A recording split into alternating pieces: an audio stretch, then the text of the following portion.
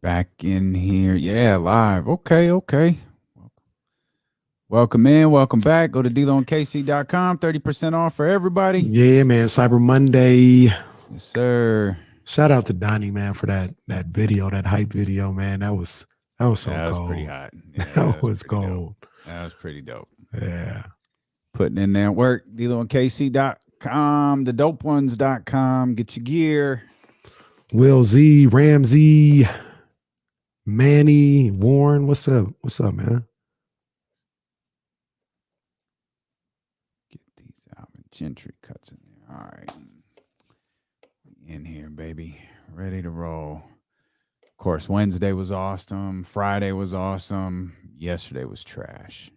Well, basketball wise, they couldn't steal my joy. They tried, but they couldn't steal my joy. Basketball wise was trash, but you could still be happy. Still some good yesterday. Still some good for sure.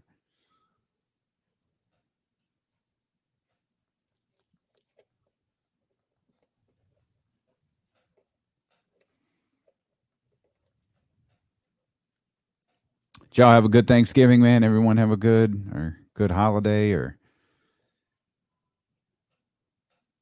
Did you eat good, Damien? Calling it. Yeah, I ate too damn good. Yeah, I ate too good because Thanksgiving and then a little gathering on Saturday. Yeah, a little too much. Had to get back on track this morning. Get that workout in. I gotta get them back sprints on track in. General, man. I'm slipping. It's gotta change now.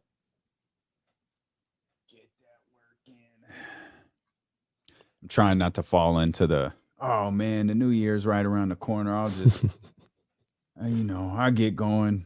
Nah, like I got to get going right now.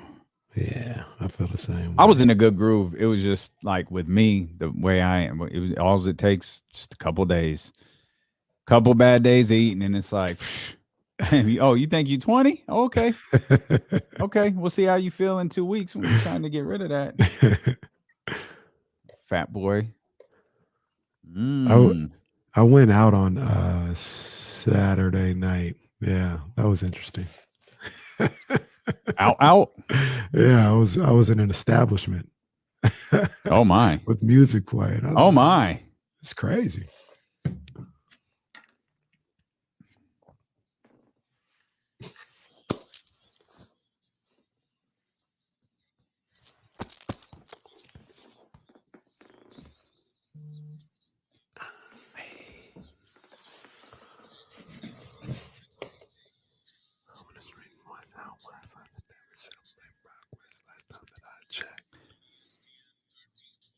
Hope you had a wonderful weekend, and we welcome you in here to the Monday, November 29th edition of D-Lo and KC. I'm Damian Barling. He's Kenny Caraway. Yes, sir. And there is plenty to dive into. Lots has jumped off since we were last with you. Kings won a couple of games. Kings lost by 30. Ain't nothing changing then. All in the span. All in the span of a couple of days. 49ers back in playoff contention. It's lit. It's lit right now. Flip side is fired up right now. It's lit. It's lit. I see. Okay. Flip side. Not only is flip side back, it's back with a vengeance. That was one of the best ideas I ever came up with to start that flip side, boy.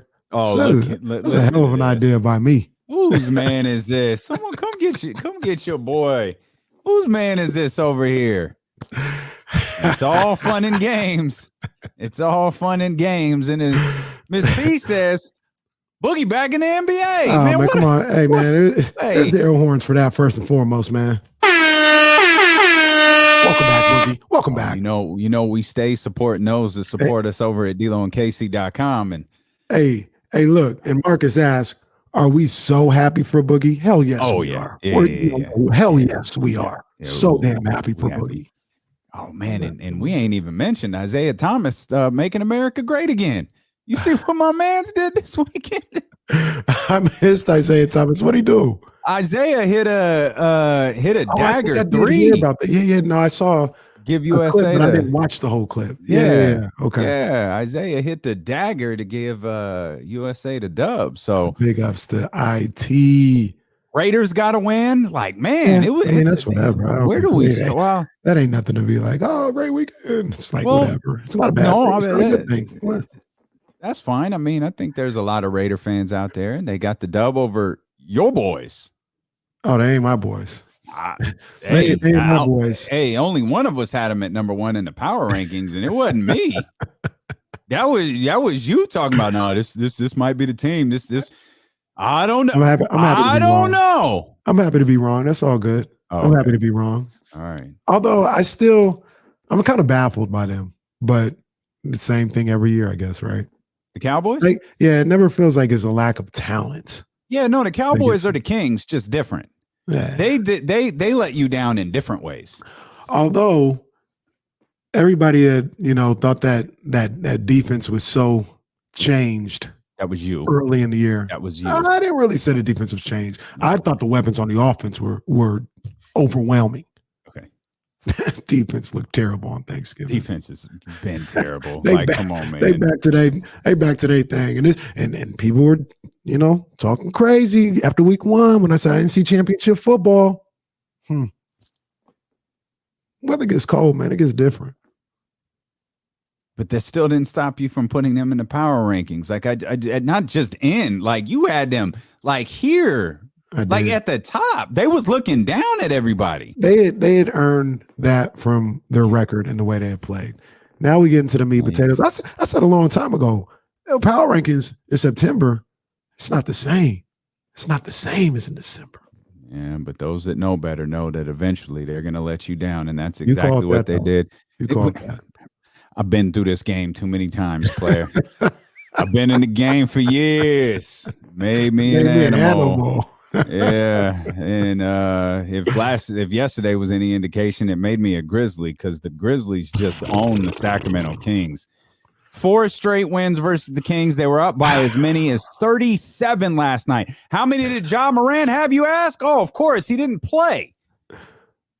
Well, was looking good in his canary yellow. Got the big warm up too. Got the big BMF like medallion. He looked solid out there, and I guess just his presence was enough to get his Grizzlies the victory. Your man's Dylan Brooks had a big game, but it's like every time you I don't know how good. I think there was a nice little vibe to Wednesday's win. It was like, all right, it was cool. Wednesday was dope. Wednesday was dope. We were both in the building on Wednesday. Yeah. Damian left early, like he tends to do. Yeah, that's what I do. Wednesday was a hell of a vibe. I didn't expect that. Yeah. I thought there was still a malaise hanging over this franchise and everything. People were into it. There was a nice crowd on Wednesday. Like people were there. It was probably more than 13,000. You know what I'm saying? We might have been at 15,000 on Wednesday. It was a damn. They was up in there. It was up in there, Dame. It was up in there. Okay, we don't have to spend too much on that. Like they were there. Most importantly, Wednesday was a good vibe. They were there. They were loud. Yes. There were a couple of defensive play. They were just looking. The crowd was literally begging, "Give us a reason to cheer for you. Just give us a reason." And defensive stand, bruh. Offensive rebound, crowd erupts. Standing ovation from the 13,000, 14, 15, whatever it was. From the people that were there. Standing ovation for an offensive rebound. Then you saw a couple of defensive plays. Then you saw a couple of shots falling. A couple of things just kind of went their way. And it was, all right, we've got something here. It actually happened, too, in that fourth quarter. I think you had already left at that point, but the Kings were playing well, and Davion was guarding Dame. Dame tried to make a move. Davion cut him off. Dame came back to set back up. Davion got in the stance. Yeah. Crowd went nuts. Crowd went crazy. They was already kind of standing, but they went nuts when he got in that stance and got lower. Yeah. We said it was going to happen. We've been waiting kind of for that moment all year, and it finally happened. We had the Donovan Mitchell play. Yeah, he had the Donovan Mitchell play. Oh, yeah, that one, they went crazy. That one, Yeah. I didn't think the Golden One Center was going to stop shaking after that play because it led to a Yeah. basket on the other end. It was like, oh, this is the beginning of something special. Yeah, man, not That so was much. Not Wednesday. so much. And then Wednesday led to Friday, and Friday was different. Boy, you talk about something different. 7:30 start, triple overtime game. Marvin Bagley playing clutch minutes. That's it. So here's the thing. Like we got to real quick. We talking about Mark. We got to rewind back to Wednesday. What do you have? Like double digits in the fourth? Yeah, but that shot, that corner three was a moment. Crown went great. Now the funny thing about it was when he initially came into the game, there was either no sound or boos. Like it wasn't like loud boos, but nobody was clapping. It was indifferent. And I feel like they kind of snuck it in, like, oh, back from timeout. Marvin Bagley's checked into the game, and it was like, wait, what? And then the game started, and it was kind of like, oh, he is out there. Like, hey, wait a minute. But that corner three, that was a hell of a moment. I felt good for him. I felt good for the Kings when he hit that three. That was pretty cool. So there's a couple of things to talk about, as it pertains to this stretch of games, and I guess you just kind of throw out yesterday. I mean, you don't want to. Like, I don't really believe in, oh, you just throw that game out and move on. Like, no, that's part of the Kings story. It's part of who they are. Their inabilities to sustain anything. You could talk about the triple overtime game. You could come up with excuse after excuse after excuse as to why something happened. The fact is, the Memphis Grizzlies went out without their best player and absolutely annihilated the Sacramento Kings. Yeah, just absolutely destroyed them. Like, and the frustrating part is I'm sure a lot of you were dual screening it yesterday, whether it was with the 49ers and the Kings or whether it was just like the Red Zone channel, just football in general and the Kings. Man, that game was the Kings didn't give you no reason to watch. That game was it was 11-0. It was over. Before it even started. Like, and I know that that's a played out cliche. That game was over. 11-0 right out the gate. They came out. Terrence Davis was already getting subbed out for a minute into the game. I think Tristan Thompson got subbed out maybe a minute later. Like, and Alvin obviously saw something he didn't like or something was happening that he wasn't feeling, but you just sensed, oh, this is what we're doing, huh? And there was a point where they cut the lead. I think it was down to 10 and they had the ball. And I think,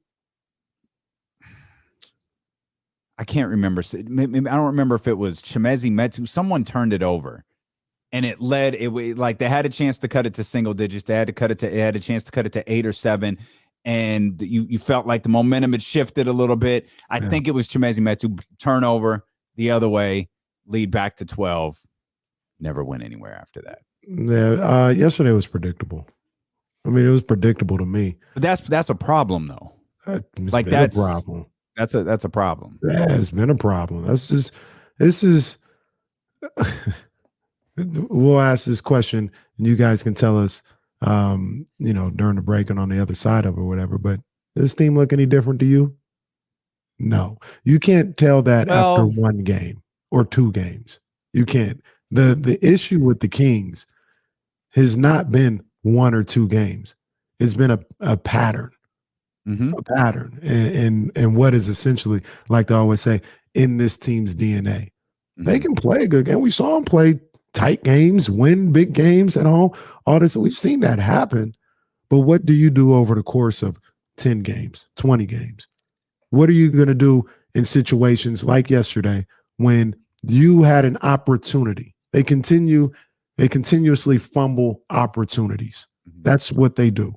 And you had a situation where you had a nice emotional win on Friday night. You can double that up with a win on Sunday going up against a Grizzlies team that is without their best player. That might be reeling a little bit.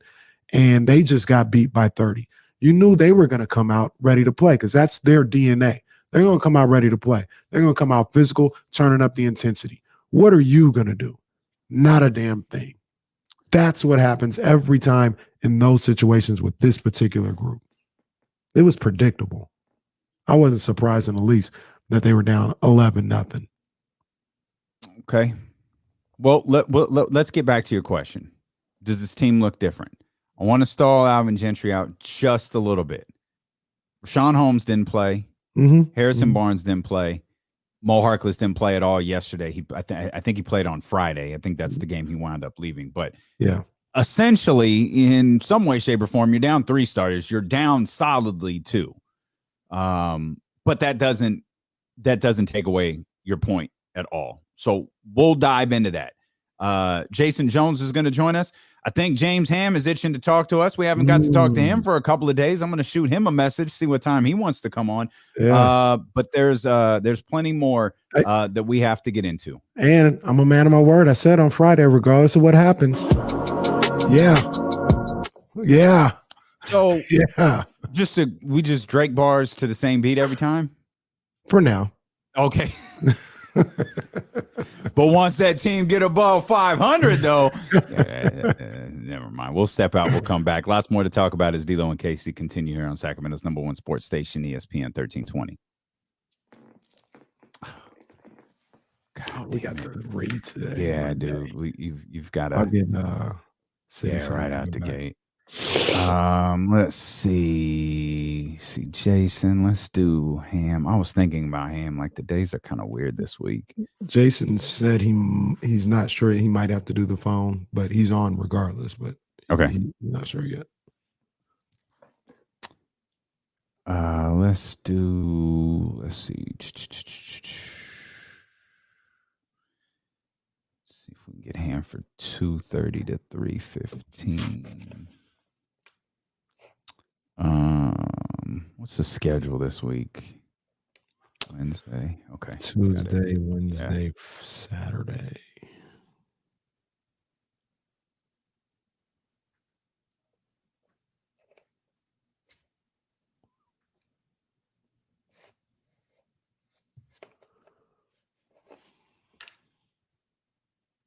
There you go, Cole. You know, I'm still tripping, man. I still hadn't watched Snowfall at all, man. It's my mistake. My bad.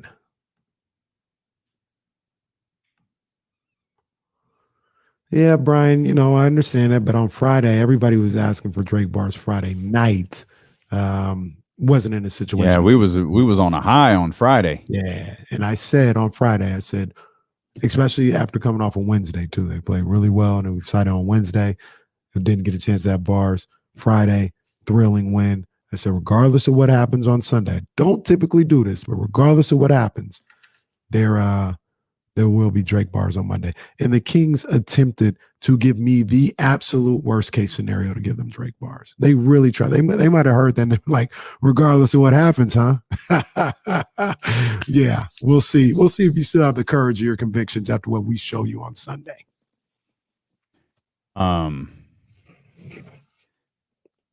Yeah, the adrenaline goes up after a game like that. And can I tell you, like, I'm up. I'm already up past my bedtime. I'm like a child. Like, it's I'm awake now. I started watching Ali, and y'all are unfair to that movie. That's a damn good movie. It's all right. Ali's a good movie. Some of the fight scenes are a little too long, which I think the whole movie's a little too long. Well, if you cut down some of the fight scenes, you're cutting down some of the length of the movie. I thought the training scene in Zaire was too long. Like, I thought that went on too long. And it's funny because that's not that different than King Richard. There's a few like tennis scenes where it's like, okay, we get it. We don't need to do it. Like this, I get it. You're telling the story. It's probably a little bit too long here. Yeah, Ali's a cool movie. I don't like if it. I don't know if I'd seek it out, but if it's on, I'm watching. I think I just like I went to the room and I never watched TV in the room, and I was like, well, now I'm awake after that Kings game, so let me just put something on. And I was like looking, and I thought maybe watching Ali fight, and then I saw the movie. I was like, oh, I'll just watch that. Yeah, I'm okay with Ali. I just like I said, it was a little too long, and then I didn't like the way it ended. Like it just, I don't know. It's the exact same time frame as when we were Kings. Like it's the exact same. It's the exact same as I'm the greatest. It's everything that's ever written about Muhammad Ali. It's the same time frame, and that's what's frustrating. And look, obviously they did the best they could do. This is unfair, but when you say that, like I saw When We Were Kings. If I want to watch what's going on, I'm not going to go to Ali. I'm going to go to When We Were Kings first. That's unfair because it's a documentary. It's real footage. It's different. Yeah. Stuff, so I get that. I meant to tell you this. You know, the marathon's got 50% off, right? Well, looks like I'll be Cyber Mondaying this thing. You're going to need to Cyber Monday during the show, though, because the 50% off ends at 4. Oh, come on. Just shop during the show. I got you. I'll cover it.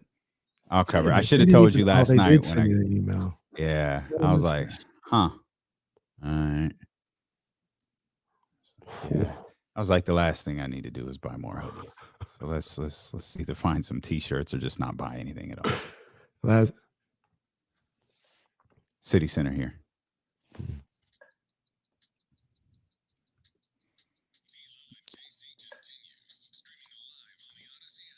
Hey, it is a 49ers Monday here on D-Lo and KC, and it is brought to you by City Center Financial. Refinance today below 1.99% APR at GoCityCenter.com. Who's sponsoring Drake bars though? That's next though. I mean, who's getting ready to present Drake bars? Who wants in on this right now? Drake bars are presented by DLoandKC.com. 30% off all your merchandise for today. Go to DLoandKC.com. 30% off. They happily bring you Drake bars. I'm sponsored. These are 2-day old. These now, mind you, these are old Drake bars. These are not Sunday Drake bars. These are Friday plus Wednesday Drake bars. Yeah, man. So after Friday's game, people were feeling real good. I was feeling real good. And the streets were demanding Drake bars. This is a true story. They were demanding Drake bars. Okay. They're like, yo, you got to give us the Drake bars. I said, yo, it was like 11. I had family here. People was all over. I was like, man, it's a radio show thing. It's the D-Lo and KC thing. I can't just do it all willy-nilly. I said, look, I'll tell you like this. It's like 2 tweets. Well, no, it was about 2 tweets followed by another 15 or 20. That's what you really meant to say. So I was like, look, I'll do you like this. I'm saying it right now. Regardless of what happens on Sunday, I will give Drake bars on Monday on the show. In case he was in that Sacramento splash, so he was feeling some type of way. He was like, let's go.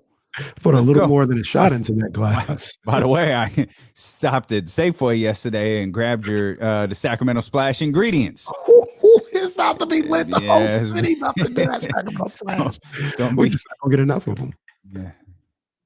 Yeah. That's unfortunately that's probably true. We're going to get far less Sacramento Splashes than we had hoped for. So, yeah, I said regardless, right? And I think the Kings, they might have followed me and they said, we're gonna test that theory. You talking about regardless? We're going to test that theory. Watch what we do on Sunday. But I'm a man of my word. The people want hot flames. Here go the hot flames. Yeah. It's really like 3 a.m. right now. Just getting that money out the safe. Yeah.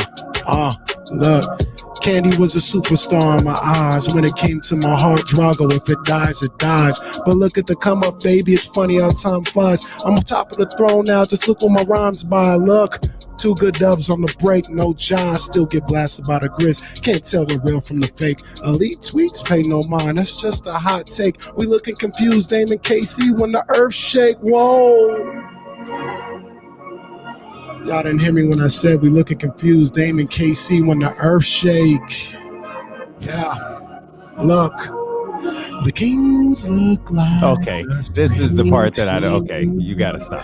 Nothing has changed in their DNA. Yeah. Love it. That's for them day ones. They don't know what we talking about when I said Dame and KC looking confused when the earth shake. They don't know about that. That's for the day ones. That's solid. That's good. That's good stuff. Shout out to CBS 13 who had us on the news immediately following the earthquake. That was good stuff. Let's get some of these calls out the way because I absolutely knew they were coming. 916-349-1320. Big Al, defend your boys. Congratulations to your Michigan Wolverines. And here's the analysis, very simple. The Buckeyes played like pretty boys, and the Wolverines played like manly men. I mean, that Ohio State defensive line got ripped. Hey, man. Hey, it was Smash Mouth football at the big house. 110 people. 110,000 people in the big house. It was Smash Mouth football, baby. It was Smash Mouth football by one team. Yeah, KC, hey, when that Haskins guy goes off of that and you had 270 in the run, I think, yeah. So Dave's going to have work cut out, not just a coordinator, but they're going to have to, instead of, getting some great recruits, the great wide receivers. They scored enough points, but you got to have some men, especially line and linebackers. But anyway, I got to pay off my bet, so we're gonna make it happen. We're gonna make it happen, Big Al. Marie's Donut, shout out. Luckily for you, I don't really go with the sprinkles and all that other stuff. I'm a glazed donut guy, Big Al. So you ain't got to worry about that. Maybe I like donut holes. Maybe I'll take the whole donut. It don't matter. It's always glazed though. And let's not like we could talk about Ohio State's deficiencies all we want to. That was the best game Michigan's played in like a decade. They were phenomenal. I'll go a step further. I did text me and Damien text during the game. All right, during the game when old boy lost his marbles. Oh goodness, poor kid. He had never seen this type of adversity before. Just lost his damn marbles. They was shook. They were like, yeah, we are not accustomed to this at all. Not at all. But I went a step further, and it wasn't just Michigan. This was the most prepared I had ever seen a Jim Harbaugh team play from start to finish in a big game. Mm-hmm. Maybe since if you want to call that Orange Bowl game where they beat Virginia Tech, it was Virginia Tech. It's not really it was really nothing on the line. Yeah, exactly, right? So maybe you want to call that a big game, or maybe you want to call the what's your deal game. Maybe that was a big game when they beat the hell out of USC, but Stanford wasn't expected anything. I hadn't seen a 49ers, a Jim Harbaugh team this prepared in a big moment in years. They were ready to go from the jump. What a my other favorite call every Monday is our man Joe. Oh yeah, Joe. What's happening, buddy? Talk to me. What's happening, fellas? I just want to make sure you saw Mac Jones play yesterday, right? 23 of 32 for 310 and 2 touchdowns. So that was a very good game from him. That was one of the best games he's had all year. They're cooking right now. They're rolling. But if you think about it, the Niners and the Patriots are using the same formula. Mm-hmm. Yeah, absolutely. They're both winning. Absolutely. Yeah, that's the move. And boy, I can't wait for tomorrow. I can't wait to dive into these power rankings. I know power rankings is crazy right now. Kind of digging them boys in New England right now, man. Oh, they gotta be kind of digging what they're doing. Power rankings. I'll just give you a. Well, they already in mine. I'm just deciding what to do with them. I needed to see another week. Now I will say this. A lot of people they're playing right now are starting to look funny in the light, but they're beating the hell out of people. That defense is crazy. There's a lot of teams in the NFL period that are starting to look a little funny in the light. I'd agree. That Patriots defense is crazy. Mac Jones is orchestrating what he needs to orchestrate just flawlessly right now. They're rolling. If you want to get in on the phone lines, you can. It's 49ers Monday, brought to you by Gilmore Heating, Air, and Plumbing. Right now, Gilmore is offering Niner fans a $49 furnace safety inspection. Just mention this ad. You get more with Gilmore. We'll dive into the 49ers win, playoff chances, how all of that is looking at. We'll talk a little bit about the Sunday in football as well. We'll talk a little bit about the entire week in football as well. James Ham just confirmed he's going to be with us coming up at 2:30. Nice. Jason Jones is going to be with us around 3:15, 3:20 or so. We hope that you'll stick around here for the next 4 hours. Again, if you want to get in on the phone lines, you can. 916-349-1320. You posed a question, partner, right before we stepped out. Real quick, I just something caught my eye. Terrence was almost spot on. Said, I thought KC was about to have an undefeated weekend. I honestly wouldn't have been prepared for an overreaction. Look, I was texting my man Bonte Hill. Shout out to Bonte and Butch at 95.7 The Game on Saturday night. And I said, this has been one of the great sports weekends in recent memory. From everything that I could ever dream of was going right. The only thing that I needed, well, it was two things. This was before Sunday. I said I needed a Niners win. Mm-hmm. And I don't even know if I needed the Kings to like win necessarily. I just thought, let's just not lose by 27. Yeah, just show me something. And the Kings ruined it. So it wasn't perfect, but it's still great. It's still well above average. Oh, hell yeah.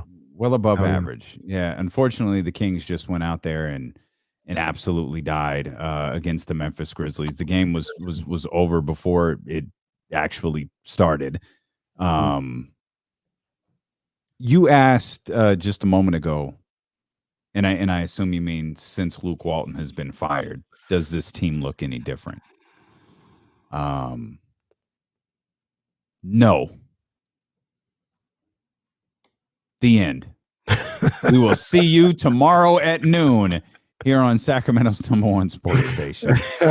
No, but let's also be fair. Complete context. I think everyone knows this, but let's be fair. Rashawn Holmes didn't play. Harrison Barnes didn't play. Mo Harkless didn't play. Of course, the flip side of that is they didn't play Friday either.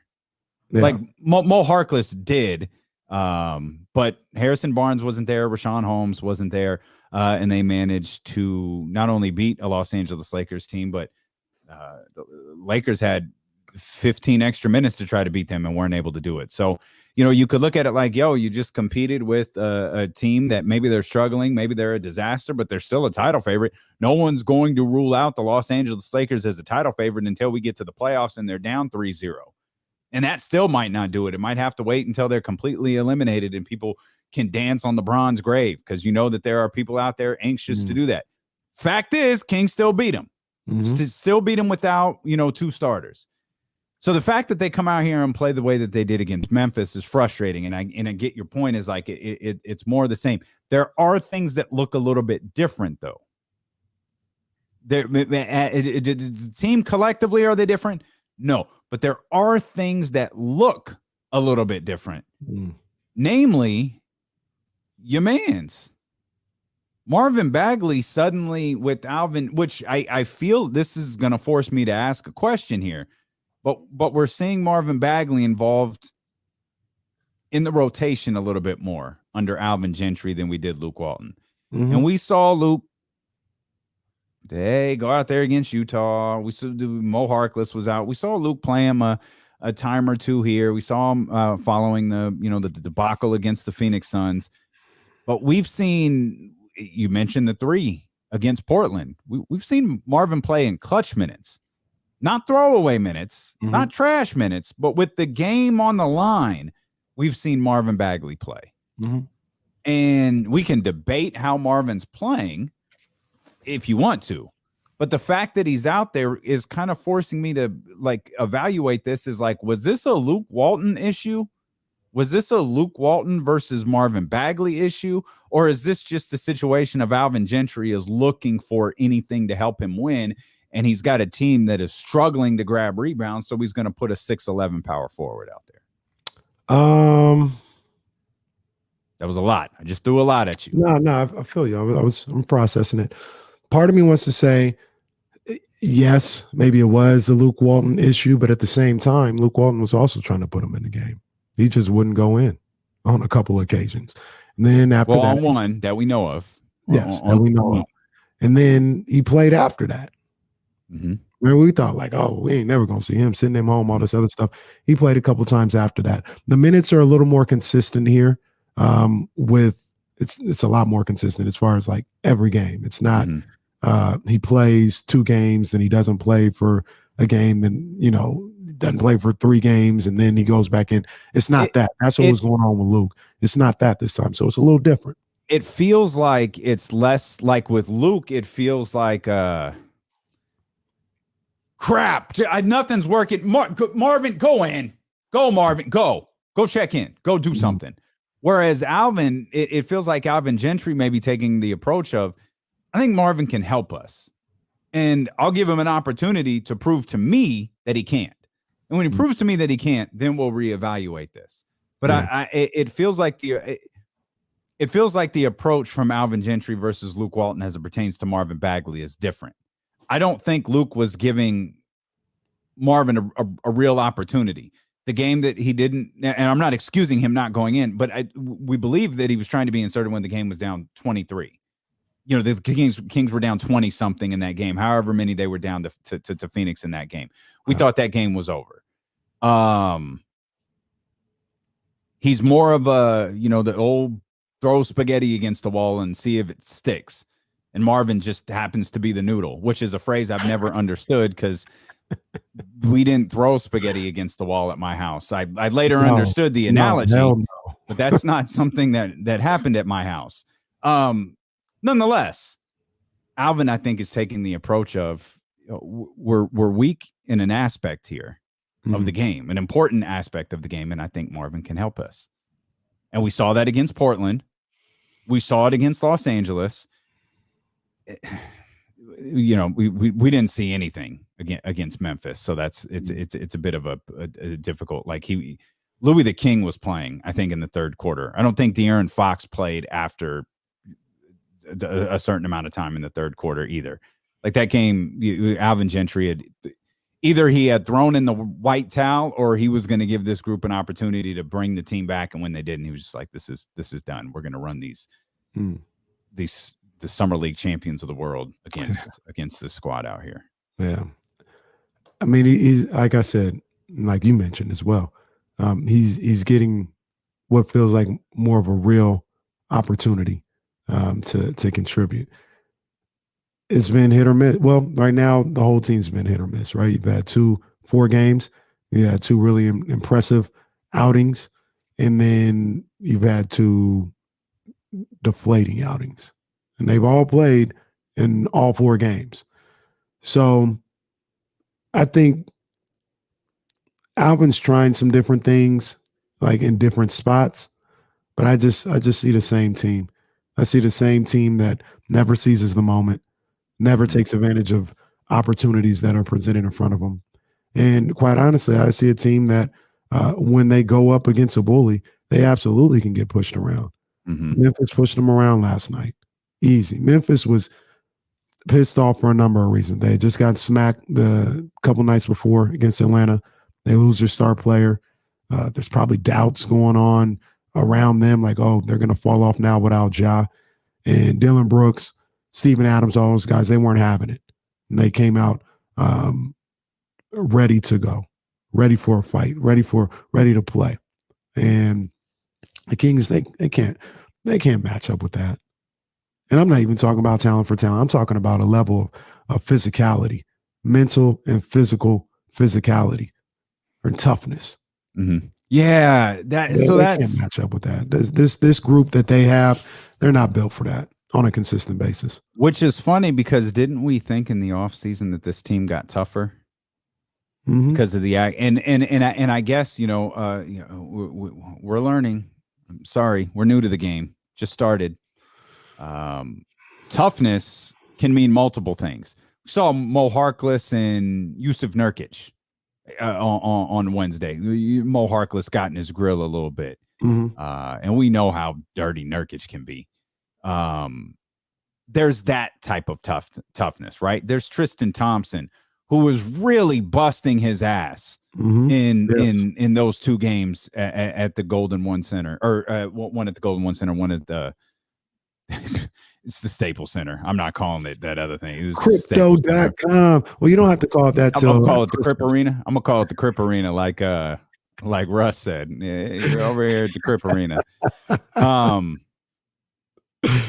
There's that toughness, but then there's and this is what correct me if I'm wrong when you're talking about the mental makeup of this team, the mental toughness. It's the ability to play a triple overtime game against the Los Angeles Lakers. It's the ability to play a triple overtime game against LeBron James and Anthony Davis and Russell Westbrook and that crew, then hop on a plane, get to Memphis, play a Sunday afternoon game.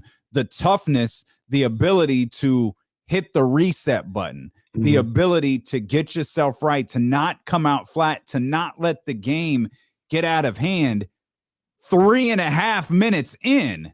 That's a different type of toughness that it feels like this team is still very, very much lacking. 100%, Damien.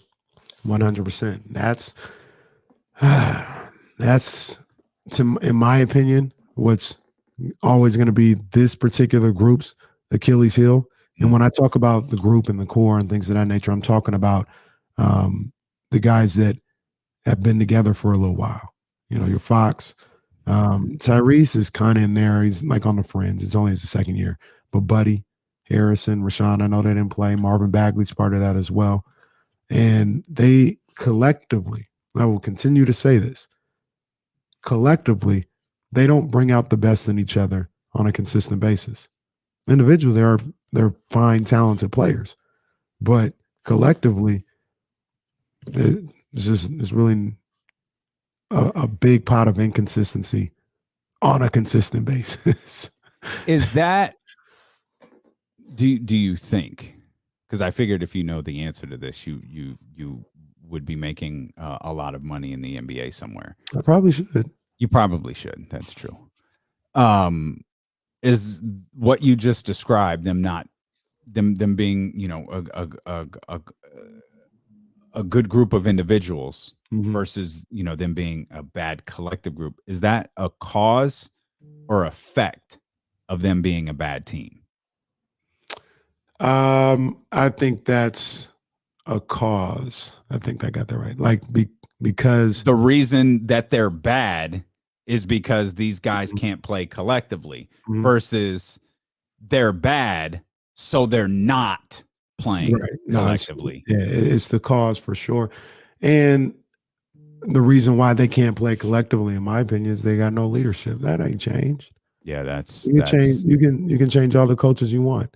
They don't have any real true leadership in that locker room from anybody that's playing 30, 40 minutes a night. You know what I'm saying? Like, it's the Tristan Thompson mixtapes ain't gonna do it anymore. No. Those are just mixtapes. Those aren't Grammy nominated albums. They are not. There was a moment on Friday that I loved, that I absolutely loved. And I think I read it right. I don't know if I did or not. The end of the second overtime when Fox didn't get the shot off. Oh, Jesus, man. Fox doesn't get the shot off. Completely inexcusable. And he's hot. 19 seconds just running off of the clock. They couldn't get anything up. Just ran it down and passed with like a second left. Incredible. But he was pissed. Something happened where maybe he was trying to go one-on-one and Alex Len came up with a screen and it threw off what Fox was going to go. This is all my interpretation of the situation. I don't know, but I ran it back like 3 different times to try and get a feel for what was going on. Seems like maybe he wanted to go one-on-one or it was one screen. And Alex Len came with a double. Fox lets the clock run out. And then he's pissed at Alex Len. He's like hot. And he goes back to the huddle and they're talking and they're, you know, going back and forth trying to figure out what's going on. Fox is he's hot right now. And Lindsey Harding, she's talking to Fox and Fox is like, he shouldn't have came up. He should have came down, da-da-da-da. And Lindsey Harding, it seems like, was like, that's your fault. Looking at Fox, like, that's your fault. You're the point guard. You see him come up, you tell him, stay down. Stay down. You see him coming up, you wave him off, say, stay down. Or don't run towards it. But Right. And it was like, Fox had said something, and she's like, well, what am I supposed to do? And then Lindsey goes, that's you. And that accountability and having that type of interaction right there is fine. Like, I don't even say that to like diss the Aaron or whatever, but everybody was pissed off. There was real talk going on. And I was able to take that as opposed to this despondent look that usually happens when something like that happens. And they just walk to the bench and there's no kind of communication or anything like that. And I love that moment. And I think it's not going to change the season or nothing like that. But something like that helped them stay locked in going into that third overtime as well. And even I feel like he took the criticism well, or the coaching well. Shout out to Fox for, he might have been hot, but he was able to regroup himself, get back into it, and make sure he stayed locked in for the rest of the game. There's just not enough of those moments, man. I don't think, at least that we see. Maybe there are. We don't see them though.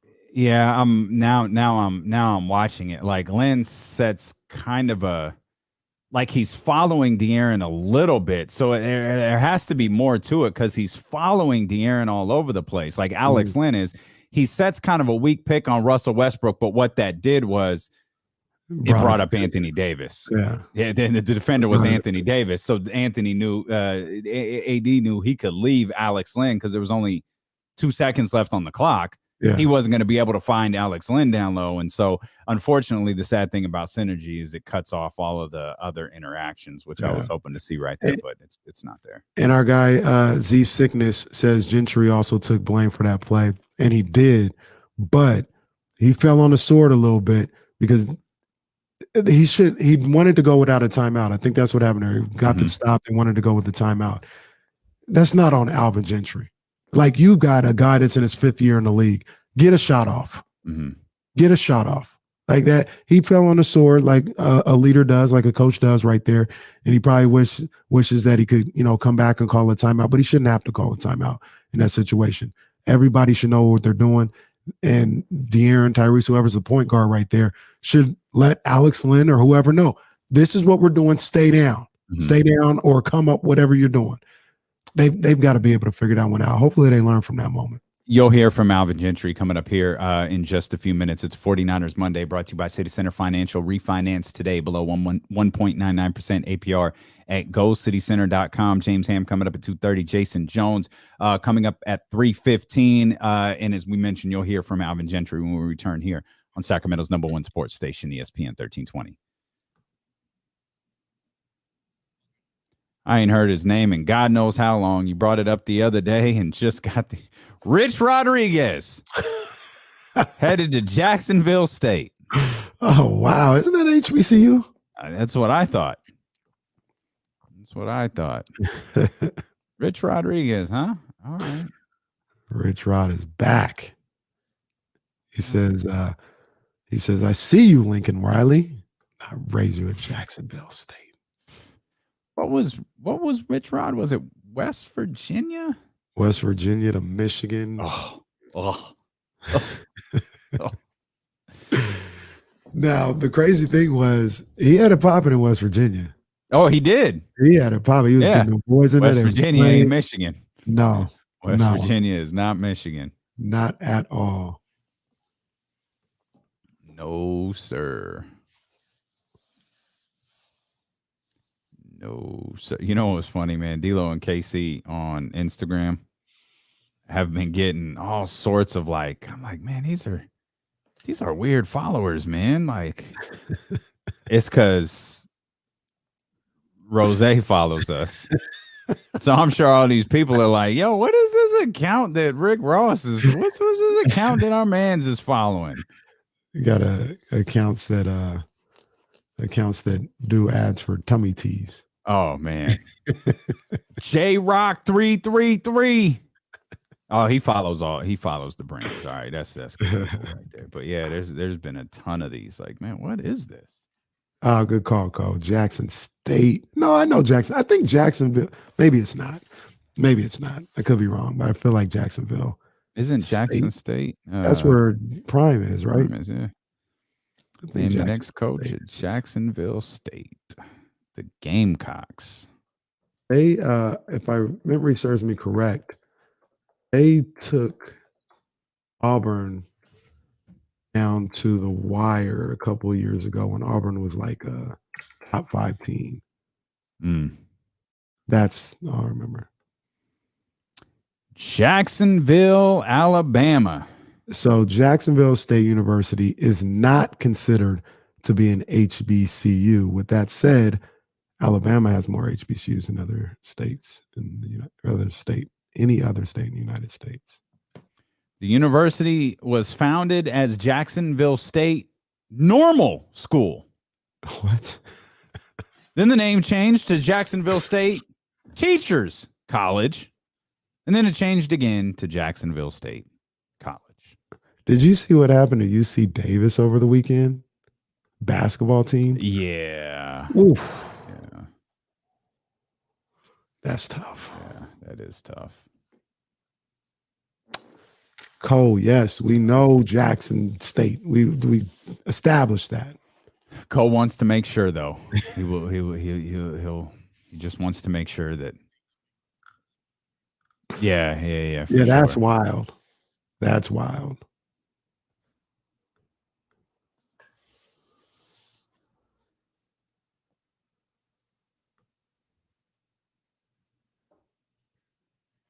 Yeah, no, this ain't no HBCU. They out there though. They out there, but no. I'm on the school's website. Y'all really trying to go out there and get Kemba Walker, huh? Even though I love Kemba, but I don't know.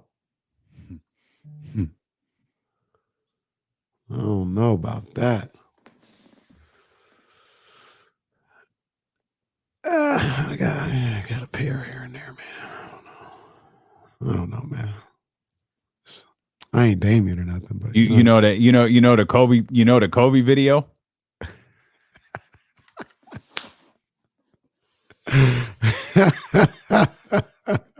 And I don't even know that that's the right number. Chicago's, Carolinas, some black, and then you got the fours, fives. Sorry, I'm probably missing one. I ain't got that. I guess now's a good time to bring that up as we were having the conversation off the air. Well, I could bring up that it's a 49ers Monday, brought to you by City Center Financial. Refinance today below 1.99% APR at GoCityCenter.com. And you can use that money that you save from refinancing to pay tribute to Virgil Abloh, who passed away, and Kenny, a collector, a closet full of the signature off-white shoe that he became so famous for. Now, that's kind of, Virgil Abloh was like, he was like a creative director for Louis Vuitton. Like, he is a high-end design maker, clothing designer, but he kind of changed the game a little bit when he did that off-white line, because he had his brand off-white. He had the shoe. He had an off-white shoe, but then he partnered with Nike and Jordan, and it feels like the game changed after that for sneakerheads. It absolutely changed everything. One of the most iconic lines in sneaker history, hands down. And man, that was some sad news to wake up to on Sunday morning, and to know that privately he's been fighting cancer for some time. I mean, that's tough, man. That was tough. 41 years old, man. 41 years old, man. Yeah, it was that was tough, man, to know that he was going through that. It was so similar to Chadwick Boseman, you know what I mean? Just a left hook out of nowhere. Like, wait a minute, what? No. Wait a minute, no. 41, we the same age, right? That ain't a thing. And when you look and you think of guys like, what was Kobe? 43? Yeah. Chadwick Boseman, I think, was 41, and Virgil Abloh 41. Like, man, those are a lot of those are dudes who had a lot left to give the world, man. So that was devastating to read about that yesterday. Yeah. Once again, man, a true legend in the game, a game changer, and his influence and his impact will be felt from generations to come. To be honest with you, from what he did specifically, and I'm sure his influence already inspires so many others that'll come after him. You know what I mean? So he'll live on through his work and through his influence. But man, I wish he was still here to see it all go down. Shout out to Bryce for pointing this out. Chadwick Boseman's birthday today. Man, happy birthday, man, to one of the greats, man. Gone too soon, man. Man, Yeah, so we were talking about that during the commercial break, the off-white shoe, and really the off-white line is just extraordinary. Little out of your man, I'm blessed with the right phone call in the shoe game. That's all it is with me, because But that's not my lane. Can't nobody get me a hoodie though. Like I Oh. ain't rocking that. Oh man, I ain't got an off-white hoodie in my closet, man, or any of that other off-white gear. I was checking. Oh, Cyber Monday? No, not there ain't on no sale. cyber going over here. Black Friday? Nah, I guess that just doesn't hit the Louis Vuitton creative director. So Yeah, but yeah, rest in peace to that brother, man. And which is kind of the sad thing with things like this. The price is out of control now. It was already out of control, but it's even crazier. But the price was, when you're buying an off-white Nike or an off-white Jordan, you're buying a designer shoe. Mhm. Like you know what I mean? You're essentially you're working with the Louis Vuitton. You're buying a Louis Vuitton shoe with the Nike swoosh on it. You know what I mean? Kith has done some of the same things with LeBron James in the past. Virgil Abloh just took it to an entirely different level with the launch of that Nike line. And unfortunately, you saw it happen with Kobe. Mm-hmm. Kobe shoes on like StockX. I happened to pull up a pair of Chicago off-whites yesterday just to kind of see. Actually, that's crazy. That was insane. That 11 and a half that I was clicked on. Wow. I think I didn't jot it down. I think it was like 13,000. Mm-hmm. It was like, boy, we're really doing this, huh? All right. I guess it just comes with the territory. It's like when, an artist dies, you go to iTunes, you'll see that their music is, number one on the, they're suddenly the number one selling artist on the planet because people flock to them after they pass away. And a lot of this is people flocking, to apps and trying to grab sneakers but a lot of this is also because of what StockX is. That's just people taking advantage as well. Yeah. And those are the people. Part of the game. That's kind of like what what Vanessa Bryant was talking about. She didn't like how everything had gone down with Nike, and Nike pulled Kobe's gear. Nike pulled everything Kobe related, thinking it would stop this, when in actuality it made it like 20 times worse. Yep. And Vanessa came out. She's like, this isn't what this is supposed to be about. Like, let's make enough where people can get it, because they want to celebrate my husband. So Nike, you got to find a way to make it that way, as opposed to this super exclusive, nobody can get it type deal. It's not what he would have wanted. So, man, like I said, Virgil's influence and impact, it'll live forever, to be honest with you. Indeed. This was a week after the latest line in the Off-White collection dropped, that we were like, oh, we're not really feeling it. We're going to enter the drawing just in case. We weren't feeling it, and we did enter the drawing, and I didn't get them. Yeah, definitely did not. Just got text. But he just had a tremendous impact on culture, on hip hop, on fashion, on basketball, on sneakers, man. So there's no easy way to transition, but we were talking about Off-Whites during the commercial break, so thought we would just go ahead and bring that tribute to the air here. You mentioned Kith, and I don't have no Kith gear, but shout out Miss P. You know what I'm saying? I saw that. Yeah. I was like, man, I'm trying to be like her when I grow up. I did grab. I have one of the LeBrons. I told you, like, I dropped the ball on that purchase because that wasn't a call. That was like, I'm gonna work to get and I was able to get them. Yeah. But I had a choice, this one or this one, and I got the wrong one. Like, I love the pair that I got. They're gorgeous. Like, they're gorgeous. Yeah. But I should have got the other ones because now I'll never be able to own the other ones. Like, they're priced out of my. I don't have a call for that. Like, they're just gone forever. I've lost them. Damn. Until I get that KC, I don't even have that call. Oh. At least I don't think. I don't know. It's just becoming random. I don't know. Speaking of though, and maybe in a there she is, Miss B. I'm just saying, man. I don't have that, man. I don't. She got the Kith hoodie with the Oh, off man. white, and I know how she fly. I know how she Virgil travel. Abloh is the reason people walk around with tags on their shoes. like, and I can tell you, if you've never worn a pair of off whites, it's infuriating. Like, it's not fun to walk around with that stupid zip tie on your shoe. It gets in the way. I took mine off like my Prestos. Dude, I'm this close to taking it off the Euros. Like, it's like I've worn them enough. You know what they are. I ain't got nothing to prove to nobody. I'm taking this off. It's obnoxious. Yeah. But it's his signature. It's his signature on off whites. It's like the shoe. And it's like when you see it, you're like, oh, okay. And you know what it is? It's a flex. Like, let's call it what it is. Like, it's the tag is a flex.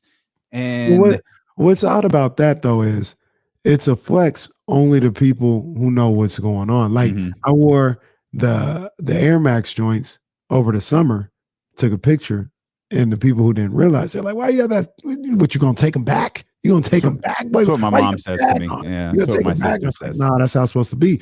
But it's a flex to the people that know, which means the people that know would already know if you didn't have the tag. They already know what shoes they are, so you don't really have to wear them. But yeah, no, I keep mine on. I say that every time I wear them, I'm gonna take this stupid thing off, and then I never do. Like, I absolutely never do. Speaking of shopping, real quick, I did make that move on Friday morning. I saw that. I saw that. That was almost a bad decision.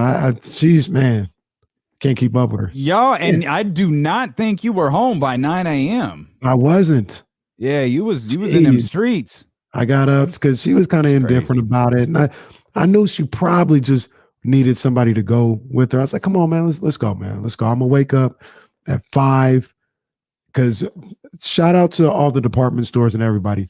They got rid of that stupid tradition of opening on like 5 p.m. on Thanksgiving. Like, nobody was doing it. Everybody was closed till at least 5 a.m. So I'm okay with that.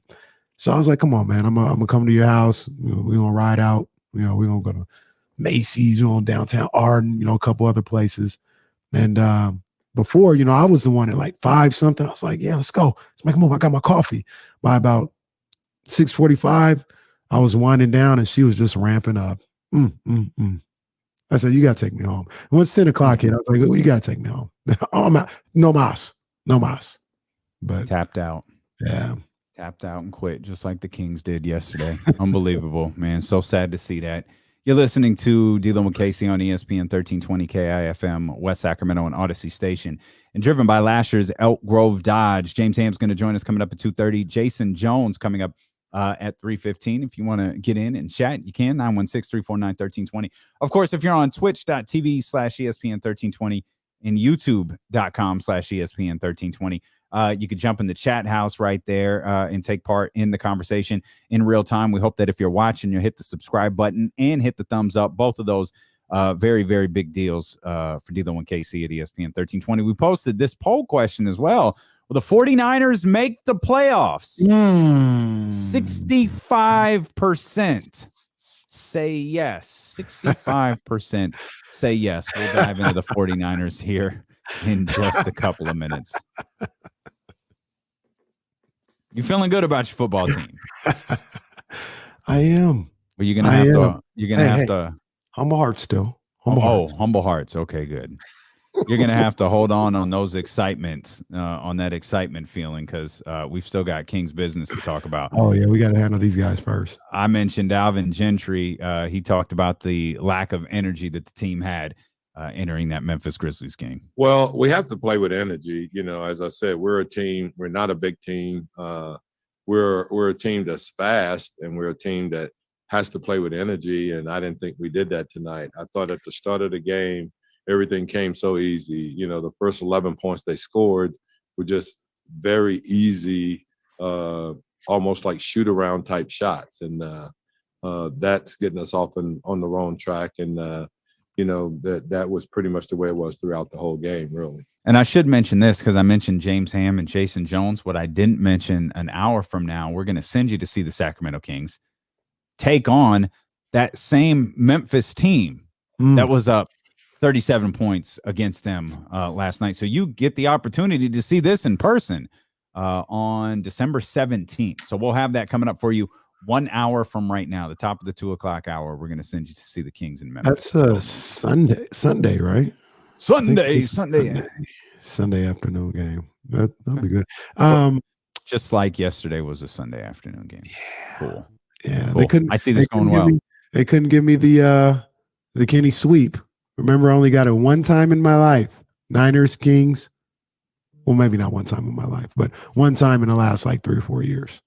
Well, that's good because the 17th is a Friday. So it is? Oh, yeah. I'll be in the building. You know I love my Friday games.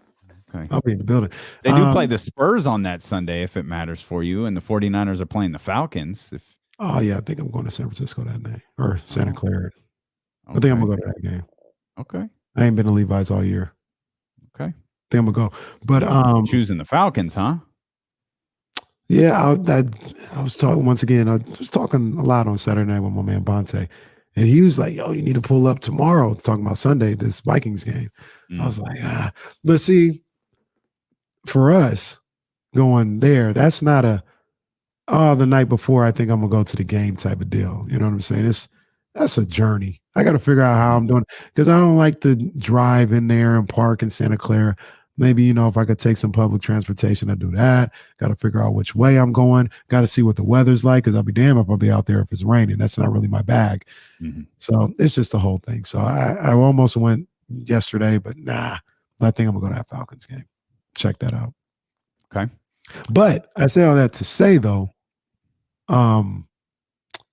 get well soon, John Morant. I was watching when that happened, and that looked bad. Mm-hmm. That looked bad. I'm glad it was only a sprain. I say that to say he might be back by the time. I was going to say I am not comfortable enough saying, "Hey, we're going to send you to see John Morant." No, I'm not. Yeah, we're sending you to see Memphis. I don't know who's going to be out there for him, and the bad news for the Kings, it appears to not matter who is out there for the other teams because they seem to put up a fight. And Alvin Gentry was asked about pulling the starters so early in the game yesterday. Well, that was part of it. Yeah. I mean, I'm not afraid to say that. That was part of it. The question was, are you trying to send a message by pulling the starters so early? Well, that was part of it. Yeah. I mean, I'm not afraid to say that. That was part of it. We started the third quarter, and I didn't think we had the kind of activity that I thought we should have. And then after a couple of easy baskets here and there, I just thought it was I decided it was time to try somebody else. Yeah, and we saw it in the first minutes of the game. We saw it in the third quarter. We saw my man just searching, trying to figure out a combination that could keep this team in the game as the game went along, and it just got worse. It just kept getting worse. Everything he tried, it was like, ha, that ain't gonna work. Nope, not that. It's just gonna get worse and worse and worse and worse, and that's what happened yesterday. I'm tired of these type of moments where you see what's in front of you, especially after the good vibes of the weekend. Yeah, or earlier in the weekend. Just not being able to capitalize and what they've been talking about, not being able to stack days, stack wins and stack positive performances. Like we kind of asking for that at this point. Positive performances, like going to Memphis. Yeah, you just played a triple overtime game, so maybe the legs aren't there, but you're out there competing. It's a game in the fourth. We'll take our chances there. We can't even get that. Turn on the TV, 11-0 to start. This one's over. Yeah. There is a certain you can't if we don't watch a game and come in here and try to talk about it, everybody knows. Like you can see through that BS a mile away. Mm-hmm. So after 11-0, that was 2.5 minutes into the game. Sitting here arms folded like I have to sit through this crap for the next 2 hours because we got to show it. This game couldn't have happened on Wednesday or Friday. It's happening today because we have to talk about this trash. Mm-hmm. And you're sitting there watching every painstaking moment, hoping, put together a couple of shots, put together a couple of defensive stops, get a turnover, hit your free throws, get a steal. Just string something together so you get one of those weird moments. Now the game was in Memphis, but I think it was Phoenix or what? I think it was Phoenix, where there's like 3 minutes left and the team hits a shot and goes down 9 and the crowd's going crazy. It's like, context is so important. Like the crowd is going nuts and the team is down by 9. Give us a moment where Kings fans at home are going nuts because you're only down 10. Mm-hmm. And they just it wasn't there. And then it's like these types of things. There are moments, and this isn't, again, it would be so easy to say throw yesterday's game out. Dude, this team was 9 of 42 from 3. Now I know that the game was never ever close. Like they were down a ton the entire game. So I get that maybe in games like this, you start jacking up threes, like whatever. This is a trend for the Kings, though, that no matter how bad they're shooting from 3, like this team has literally adopted the personality of Buddy Hield. Oh, for sure. No matter how bad the team collectively is shooting from 3, they're going to keep shooting threes over and over and over again. They're going to keep shooting threes. It doesn't matter that this was a 37-point blowout or a 27-point blowout or a double-digit blowout or whatever. The game could have been close, and they would have kept shooting threes. That's what they do, and they don't deviate from it. And from my perspective, it's maddening. It's absolutely maddening to watch them shoot threes at the rate in which they do because they don't do it well.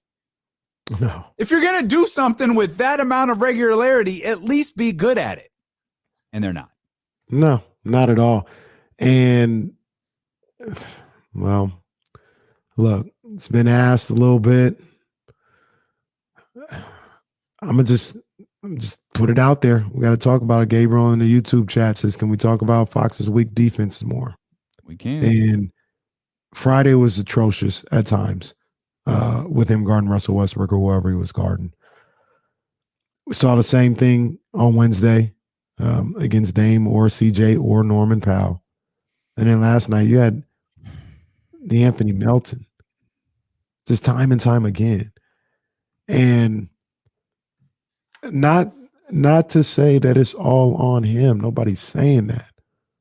But the inconsistent nature of this team and the inconsistent focus and energy. You say this team takes on the lifeline or the DNA of Buddy Hield, and you're not wrong. They also take on the life of somebody like De'Aaron Fox. And that's one of the things where I look at this team and he's your best player. He's your best player. And you take on the DNA of your best player. And sometimes it comes off that way, at least. Sometimes he's locked in. Sometimes he's just kind of passive and blah, say blah. And that's what is that, or is that not what we see from this Kings team? Yeah. No, that's it. That's it. Sometimes they play defense. And sometimes in that same game with the Lakers, he let when we say walk to the lane, like sometimes that's like, he walked. I text you right after that. Like Westbrook didn't run, he didn't jog, he walked from the 3-point line for a layup. Yep. And what's so didn't do anything. Didn't do anything. And what's so infuriating about that is the very next play, De'Aaron locked up. So you have the ability, for whatever reason, you're just choosing not to. And once again, that is what this team does. You have the ability to play good defense and to be tough, but sometimes you just don't. They take on the personality and the DNA of your best player. And right now, this team looks like De'Aaron Fox looks. That play was so infuriating.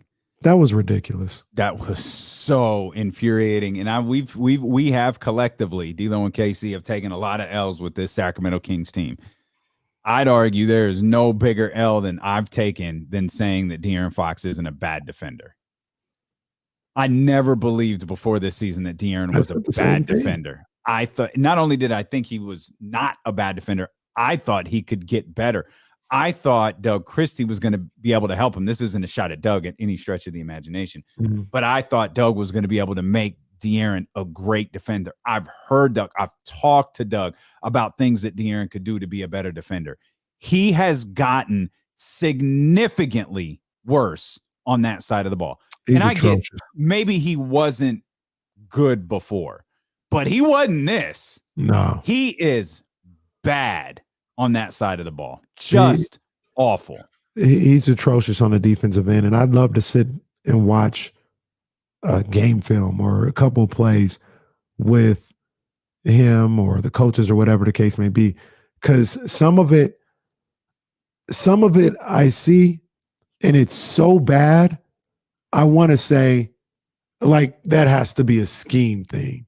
Like somebody's telling you to play defense. That can't be your effort in your attempt to play defense. So it has to be on the coach. Like the coach is saying, go over and let this guy go into the paint or go into the teeth of the defense so they can try something.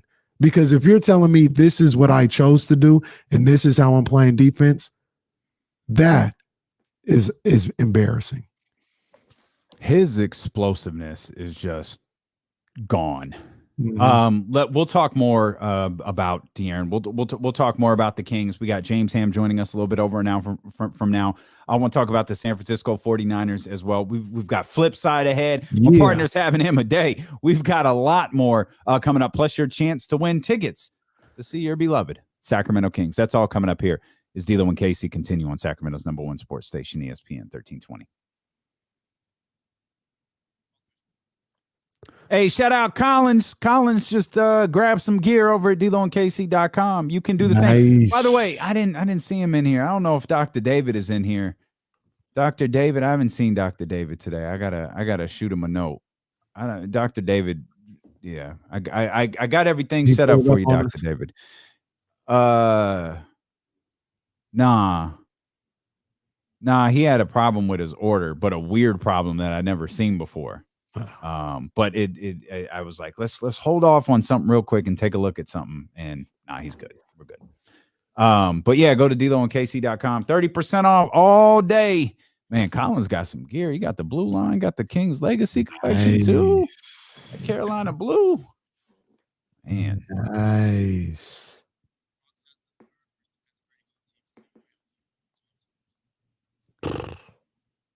Tristan Thompson, really? Yeah. Jeez.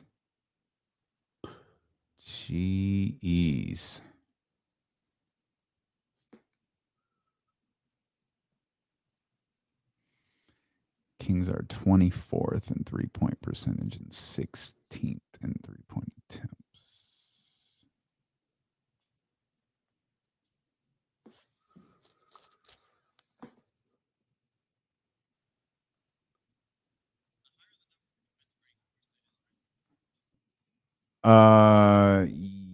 Yes, correct.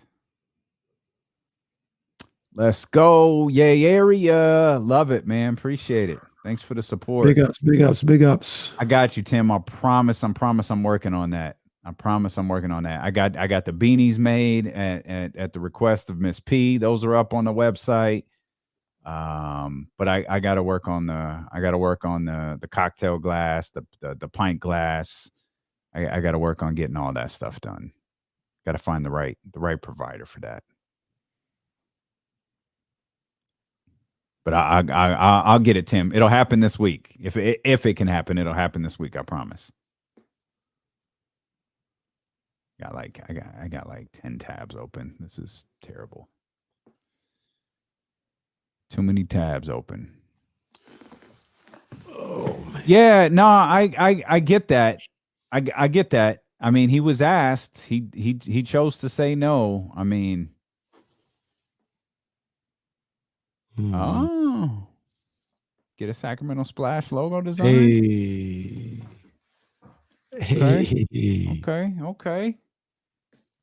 See if we could do that. Let's see if this site has drinkware. Them beanies made though. And the crazy thing about some of the defensive lapses, from De'Aaron Fox this past few games is he was really, really good on Friday. He was really good on Friday. That was a crazy game because he had not getting the shot off. He had just the poor defense, but man, the shot was wet. You know, he was hitting nothing but the bottom of the net with the mid range.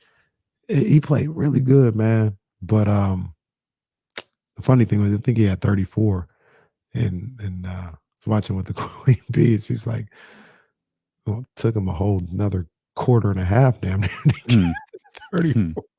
Like, oh, you're Dude, not wrong. yeah, that's for well, remember what you said on Wednesday? Huh. He had 21. Oh, yeah.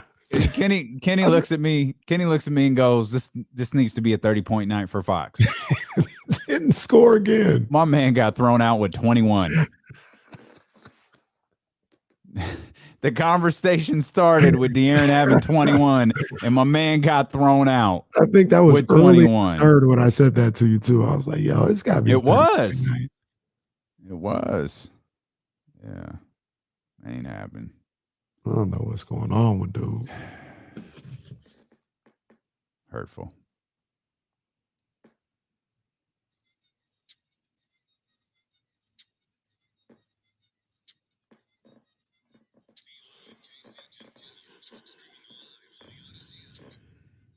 It's 49ers Monday, brought to you by Gilmore Heating, Air, and Plumbing. Right now, Gilmore is offering Niner fans a $49 furnace safety inspection. Just mention this ad. You get more with Gilmore. Numbers for those who are into those sort of things. The Kings are 24th in three-point percentage and 16th in three-point attempts. Also, Mr. Elite, Steph Buddy. Buddy is shooting 37% from three-point range right now. He's shooting a career-high number of attempts per game at 10.7. So, again, 37.8% for Buddy Hield from three, who was 1 of 9 one day. I don't know if that was yesterday. Yesterday, I think. Was it yesterday? Okay. Yeah. He was Friday. He was killing the Kings Friday night. 3 of 13. He was 3 of 13 on Friday night Against Los Angeles. Yeah. Yeah. And then he hit, some huge shots in that game. Like he hit, obviously the one to tie it. I think he tied it on 2 different occasions. He hit some huge shots, man, and ended up with 25 points. He as well needed about a quarter and a half extra to get to 25. But I mean, I just look at that, and that's not sustainable. That's not. No, it's not. It's not sustainable. And jackasses that tweet me whenever he has a good moment here and there, there's plenty of them. Don't stop embarrassing yourself because you're. I'm gonna tell you right now. Some of these people are starting to suspend themselves from having basketball talk with me. You're gonna get suspended. I'm just not talking hoop with people that tweet me how good Buddy is once every 2 weeks when he hits 2 or 3 shots. This is not sustainable. This isn't good. It's not good. Yeah, it's really not. 3 of 13, and I love the fact that he was like barking and yelling, and it's like, okay. Like, hey, I get it. Hey, in the moment, you couldn't get one to fall. Not only did you get one to fall, you got 2 to fall, and it's going to lead your team to victory. That's awesome. Fantastic. Maybe the team would have been in a better spot if you weren't jacking up 13 threes along the way. Maybe. What do I know? I just watch basketball. That's all I do. And bricking them. Some of them he didn't even brick. Some of them just sailed by and landed in a opposing player's hands. I knew without hitting anything. I knew the game was done last night when I think they were trying to go for 2 for 1 at the end of the first quarter, and it wasn't even like there was like 35 seconds left when they inbounded it. And Buddy got the ball, dribbled out, and tried to go for a 2 for 1 with like 27 seconds left. It's like, bro, the 2-for-1's done at that point. Get a good shot. But he tried to go for it nonetheless. And I think it was Dylan Brooks said, get that crap out of here. Blocked the 3-pointer, went on to the other end. Memphis scores in the quarter. I was like, yeah, this is shit. This is the shot that is going to get you beat every time. Reminds me of that line that Jim Ross used to say about Ken Shamrock. Not the sharpest knife in the drawer there, King. what did Grover Monsoon say? The elevator don't go to the top floor. Yeah, we know that these are just regular sayings. We're just referencing them as said by our favorite announcers. 916 wrestling announcers, of course. 916-349-1320. Let's get to our man TC here. TC, what's happening? TC. Yes, sir. My two brothers, man. What's up? My man, what's good, man? 6 and 5 Niners. What's good? Man, 6 and 5 Niners, man. We trying to get it together, man. Kyle still ain't off the hook, though. That's all right. Keep that heat on him. It's all good.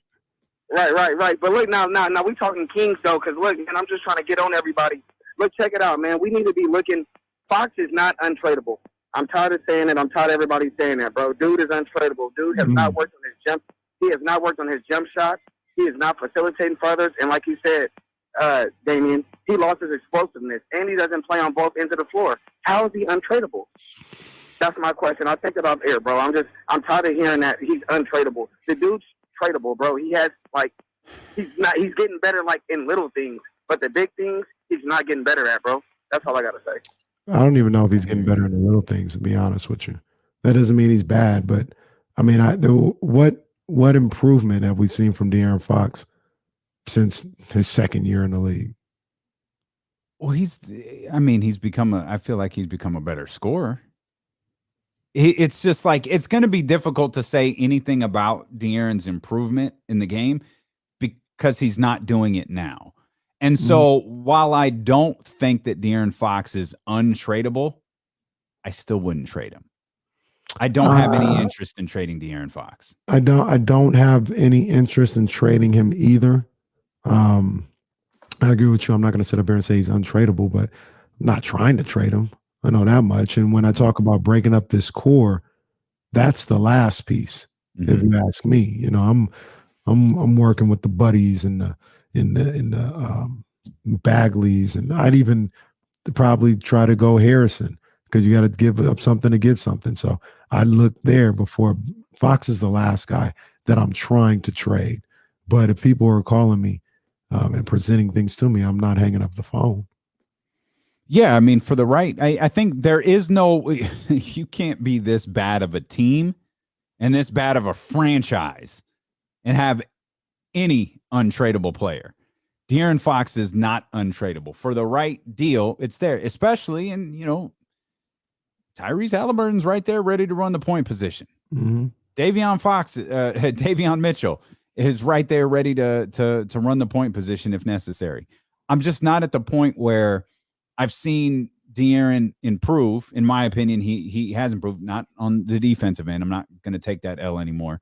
But I've seen his game evolve a little bit over, you know, his first 4 seasons, and then all of a sudden he's having a terrible start here to his 5th campaign. I'm not, this is trade him now. I'm not going to throw away the last 4 years of what I've seen. I'm not going to throw away last year or the year before for that matter. My far bigger concern with De'Aaron Fox than anything he does on the floor is his attitude. I genuinely feel like his attitude sucks. And I don't know why. I don't know if he just hates that part of his job. Like he hates talking to the media. He hates talking to reporters. I don't know if he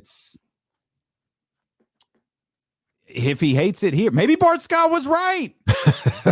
Maybe Bart Scott was right all along. Like I'm not like here. I don't think I have the isolated sound. I got the whole. No, that ain't it. Where is it? You know what I'm saying? De'Aaron Fox is not happy there. Honestly, I wouldn't. I would start Jeff Teague. Maybe he was right. He was on point the whole time. Maybe he was right. Maybe Vlade still is running things like Bart Scott said. He was on point the whole time. Hey, so they're in, they're in the chat, and the what's the name? That F guy 916. Okay. He says, Kenny, 3 months ago, you were both. You only addressed me, but okay. Put Damien in there if you want to. Kenny, 3 months ago, you were both talking about his big jump last year. Now it's when has he gotten significantly better since year 2? Knock it off. Okay. I'll ask you. You can answer it too, Damien, but I'll ask. I don't think the F guy 916 can respond, so I'll try to respond for the F guy 916. What has he gotten better at? Not defense, not getting to the foul line, not making his free throws, not shooting threes. Now, you have to stall me out here a little bit. I feel like I can answer the question, but I have to talk about last year's De'Aaron Fox and not this year's, because everything that we saw last year, he's not doing. Like we mentioned this, and I think we mentioned it during a streaming only portion of YouTube. His explosiveness is gone. Either it's gone, or he's saving it for something, or he just doesn't utilize it. But it appears like his ability to explode to the basket, the thing that made him one of the more unique players in the league, the thing that kind of set him apart was his speed. And that appears to either be gone or not utilized anymore.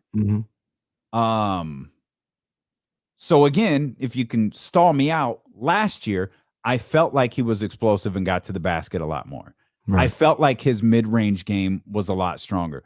I feel like he could pull up from the elbows and, maybe that's as money all day. Yeah, that's it. Maybe not as automatic as Rashawn's put shot, but I felt like when you saw him take 2 steps in, when he caught the ball, behind the line, you were confident in what he was going to do. Maybe you wouldn't have been confident in a catch and shoot situation right there, but if he catches that ball, gets past his defender, which he was always very capable of doing, 2 steps closer to the basket, pull up, boom, you were comfortable in that too.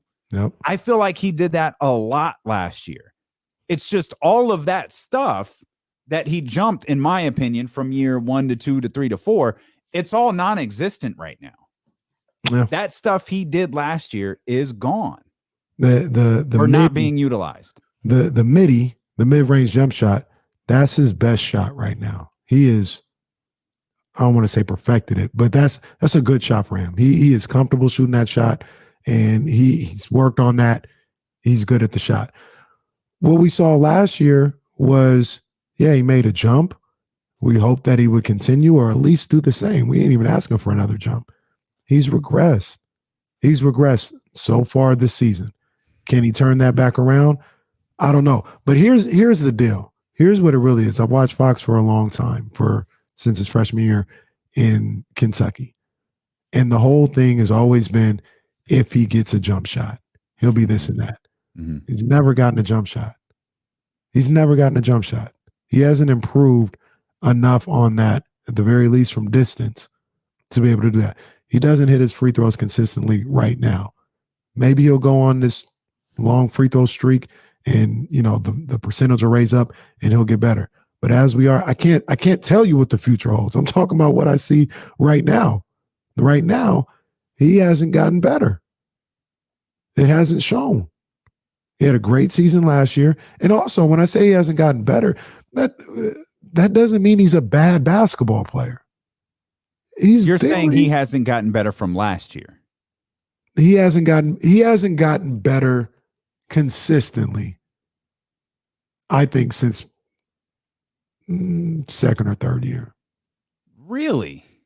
I don't think I agree with that. Though we acknowledge the uniqueness of last season, where the season started and it was normal. Career-wise, okay, De'Aaron started normal. And then he accelerated a little bit. It was like, oh, okay, this is dope. And then he exploded, and it was like, oh, God, De'Aaron Fox is the greatest player of all time. He's going to be our all-star, and we're going to hang his jersey in the Raptors and the statue, and we're going to start bringing in championships. Only slight exaggeration.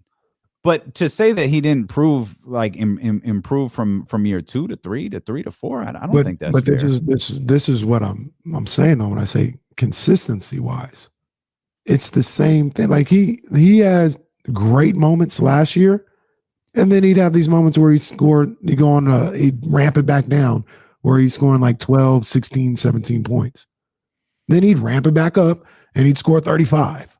No, I feel like he was significantly more consistent last year. Now, he did have those moments, but when you look at those moments, like in context, I think you see a lot of moments like last night.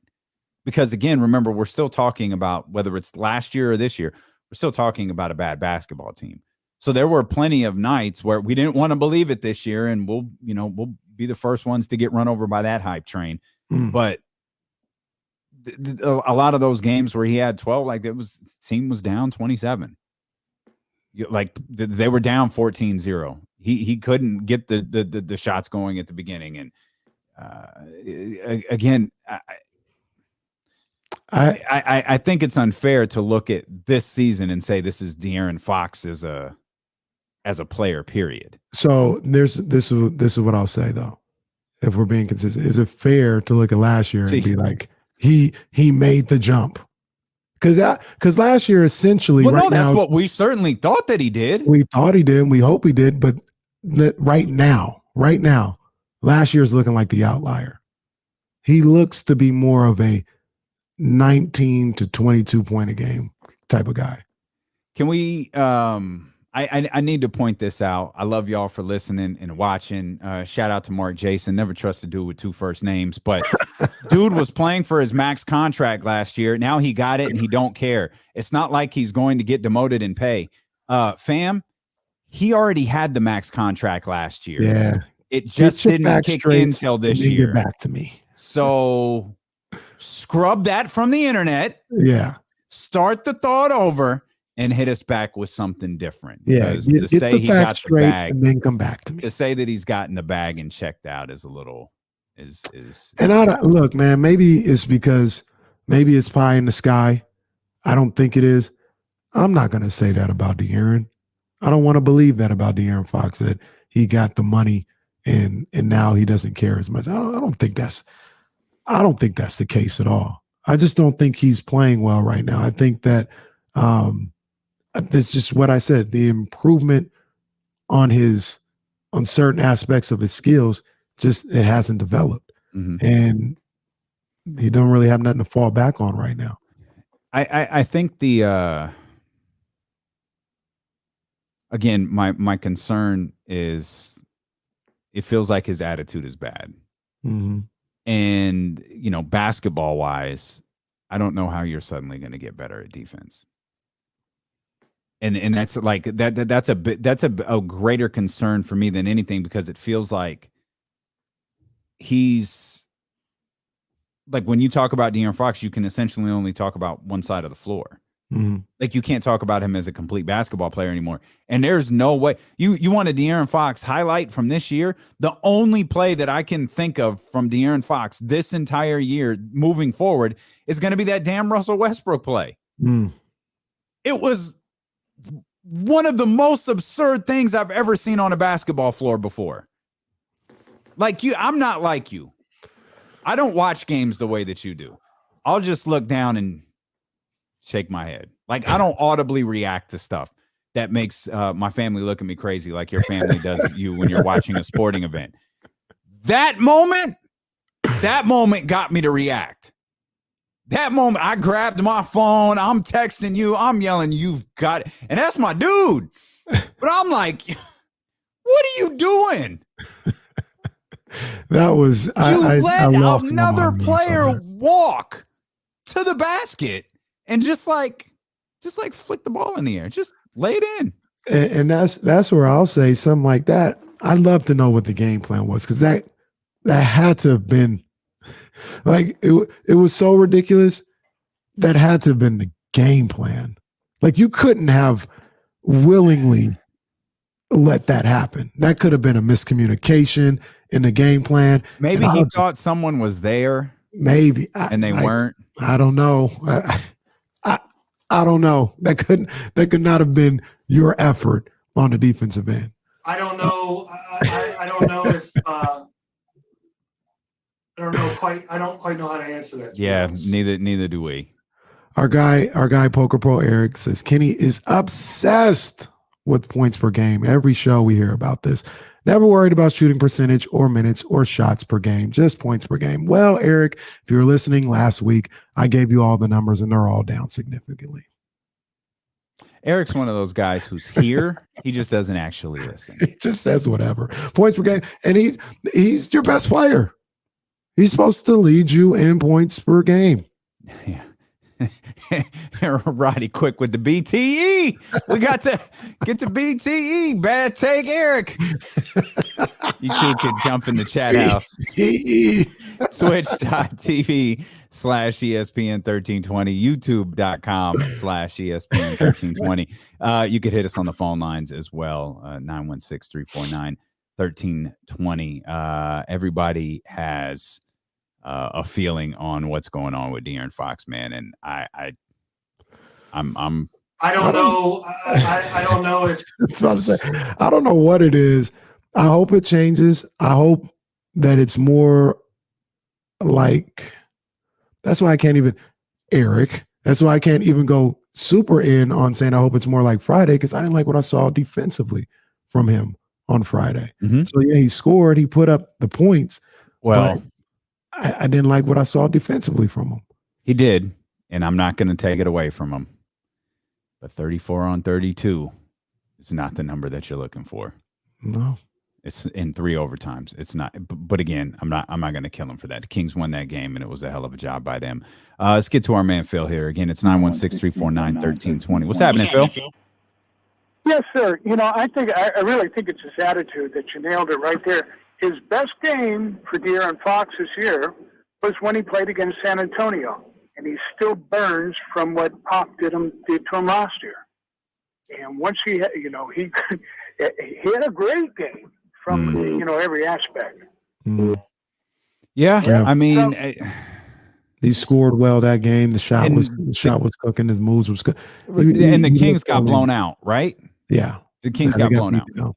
Yeah, they got beat down. So there's that.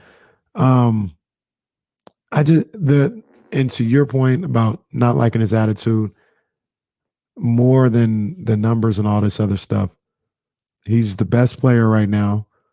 And essentially, this team takes on the identity of Fox and Buddy. Mm-hmm. That's not good. Which is insane. That's not good. Absolutely insane. Hey, they're there every practice. They're doing what they got to do. They be looking for Buddy. They be looking to get him the ball, get him the shots. They run the plays for him. They look for Buddy. And that's just, may they see, they believe in him. They see what he does in a practice setting or whatever the case may be. But they look to him. They live and die by Buddy. And they come out with the attitude of whatever De'Aaron Fox is doing that day. Whatever he's feeling that day, that's kind of what it is. That's what we're going to get. I'm not going to stall De'Aaron out a little bit, but this I was pulling up that the Russell Westbrook play Friday night, and De'Aaron is culpable for what went on. But let's also point out Marvin Bagley is standing at the corner watching. Alex Len is standing in the key watching.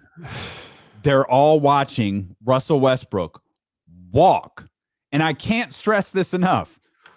It's not Russell Westbrook ahead of steam, which I get. Like, in that sense, I get it. It's right. Russell Westbrook walking to the basket, realizing, hey, man, no one's in front of me.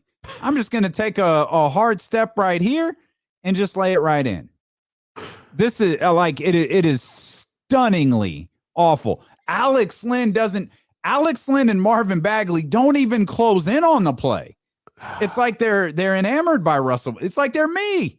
They're just out there watching Russell Westbrook do his thing, not trying to get in his way at all. After De'Aaron got left at the top of the key somewhere around Anthony Davis. Man, there is a De'Aaron Fox problem on defense. But, man, this Sacramento Kings team defensively, holy goodness, man, it's bad. It's terrible. I'm not sure. Awful. I'm not sure how or why those things continue to happen. I don't know. I don't know why. Like, I don't know how that's ever acceptable and how that's okay. How did we get fooled a couple of games into the season thinking, okay, they're working harder defensively? I mean, were they or are we just stupid? No, I think they were. I don't think they have what it takes to sustain that, though, as a group. And now the downside of that is they're terrible offensively. Not terrible, but they're not as good offensively as we hoped they would be. So now you have let them give it us another lengthier stretch. They'll be right back there at the 30th spot in defense. Mm-hmm. They can't be terribly far away from it. They got to be in the 26, 27 range. Give us the all-star break. And there's a very real scenario. This team could be exactly where they were last year at the all-star break. Still trying to trade Buddy Hield, still trying to trade Marvin Bagley. It's been the same team for 3 years. At minimum. It's been the same team. They do the same things that they did in 2019, 2020. They do the same thing. Nothing has changed. It's 49ers Monday, brought to you by City Center Financial. Refinance today below 1.99% APR at 1-866-GO-CITY-6. We'll talk about the 49ers and their huge victory over the Minnesota Vikings. We'll talk more Kings as well. We've got your tickets to see the Kings versus Memphis coming up at the very top of the hour, 2:00 on the dot. We've got you set up, and then we got James Ham joining us at 2:30. That's all ahead here on Sacramento's #1 sports station, ESPN 1320. Yeah. DLoandKC.com, 30% off. Cyber Monday. Cyber Monday. Y'all ain't got your Blue Bottle Boy hoodie yet. Go get it. My guy, I can't find the comment, but Omaha KC Kings said that I asked for a Terrence Davis extension before the season started. That's not true. I like Terrence Davis. I thought he could play, but now you're just making things up. No. Now you're just making things up. No, you did want you wanted Terrence Davis brought back. That's true. No, he said before the season, like after he'd already been signed, he was like extended. Oh no, that's I still think Terrence Davis can play. You had earlier. You signed Buddy Hield to an extension, not Terrence Davis. I brought it up. I did. Oh man. He did. Buddy Kenny got Buddy as a lifer. I brought it to the forefront. I said, come on, man. If he's willing to accept this, let's go. Damn it.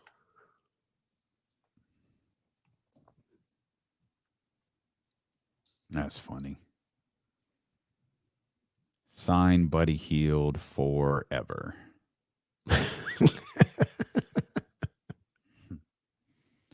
Forever. Oh, wow. Let me get a little confirmation on this, but that's crazy. Uh-oh.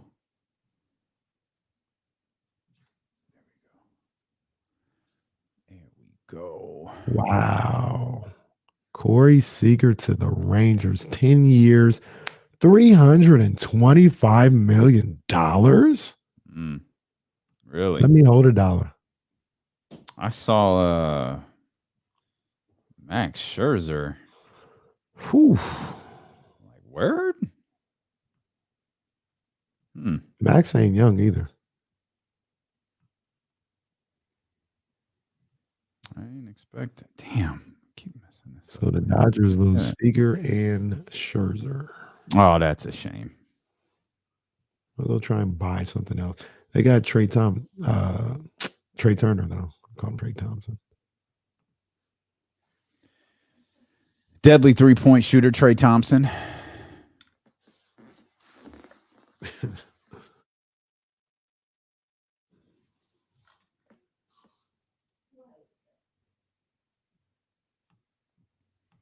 Sorry, I'm trying to get this D'Lo and Casey commercial ready for. I forgot the format Donnie sends. It doesn't work on the. What is this place again? It's a sushi spot. Where is it? It's downtown, right? Mm-hmm. They're all over the place. There's one at There's a Taro's at. Where's the one downtown? Jay and I think by the auditorium.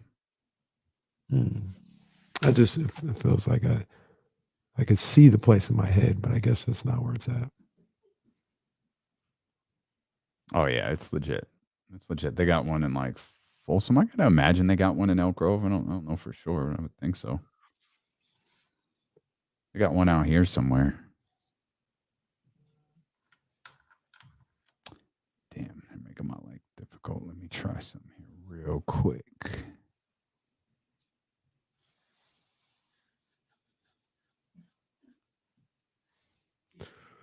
Yeah, maybe that's the case, John. Maybe that's the case.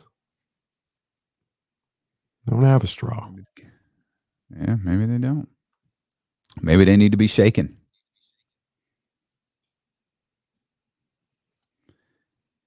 All right, I'm gonna hit a refresh here right quick.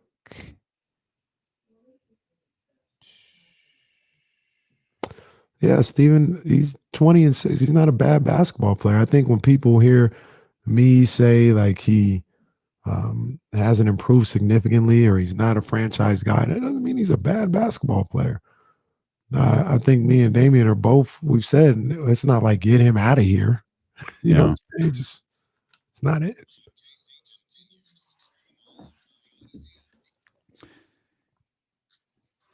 It's 49ers Monday brought to you by City Center Financial. It is a 49ers Monday, and it's brought to you by City Center Financial. Refinance today below 1.99% APR at GoCityCenter.com. I was doing like 3 things at one time. That's okay. I'm with you. I'm loading the DLoandKC.com commercial into the stream so we can play it for the stream. And then those who are listening on the radio, they could just go to DLoandKC.com for the Cyber Monday special of 30% off. Come on, man. We're both rocking D'Lo and KC gear today. Come on now. You know it.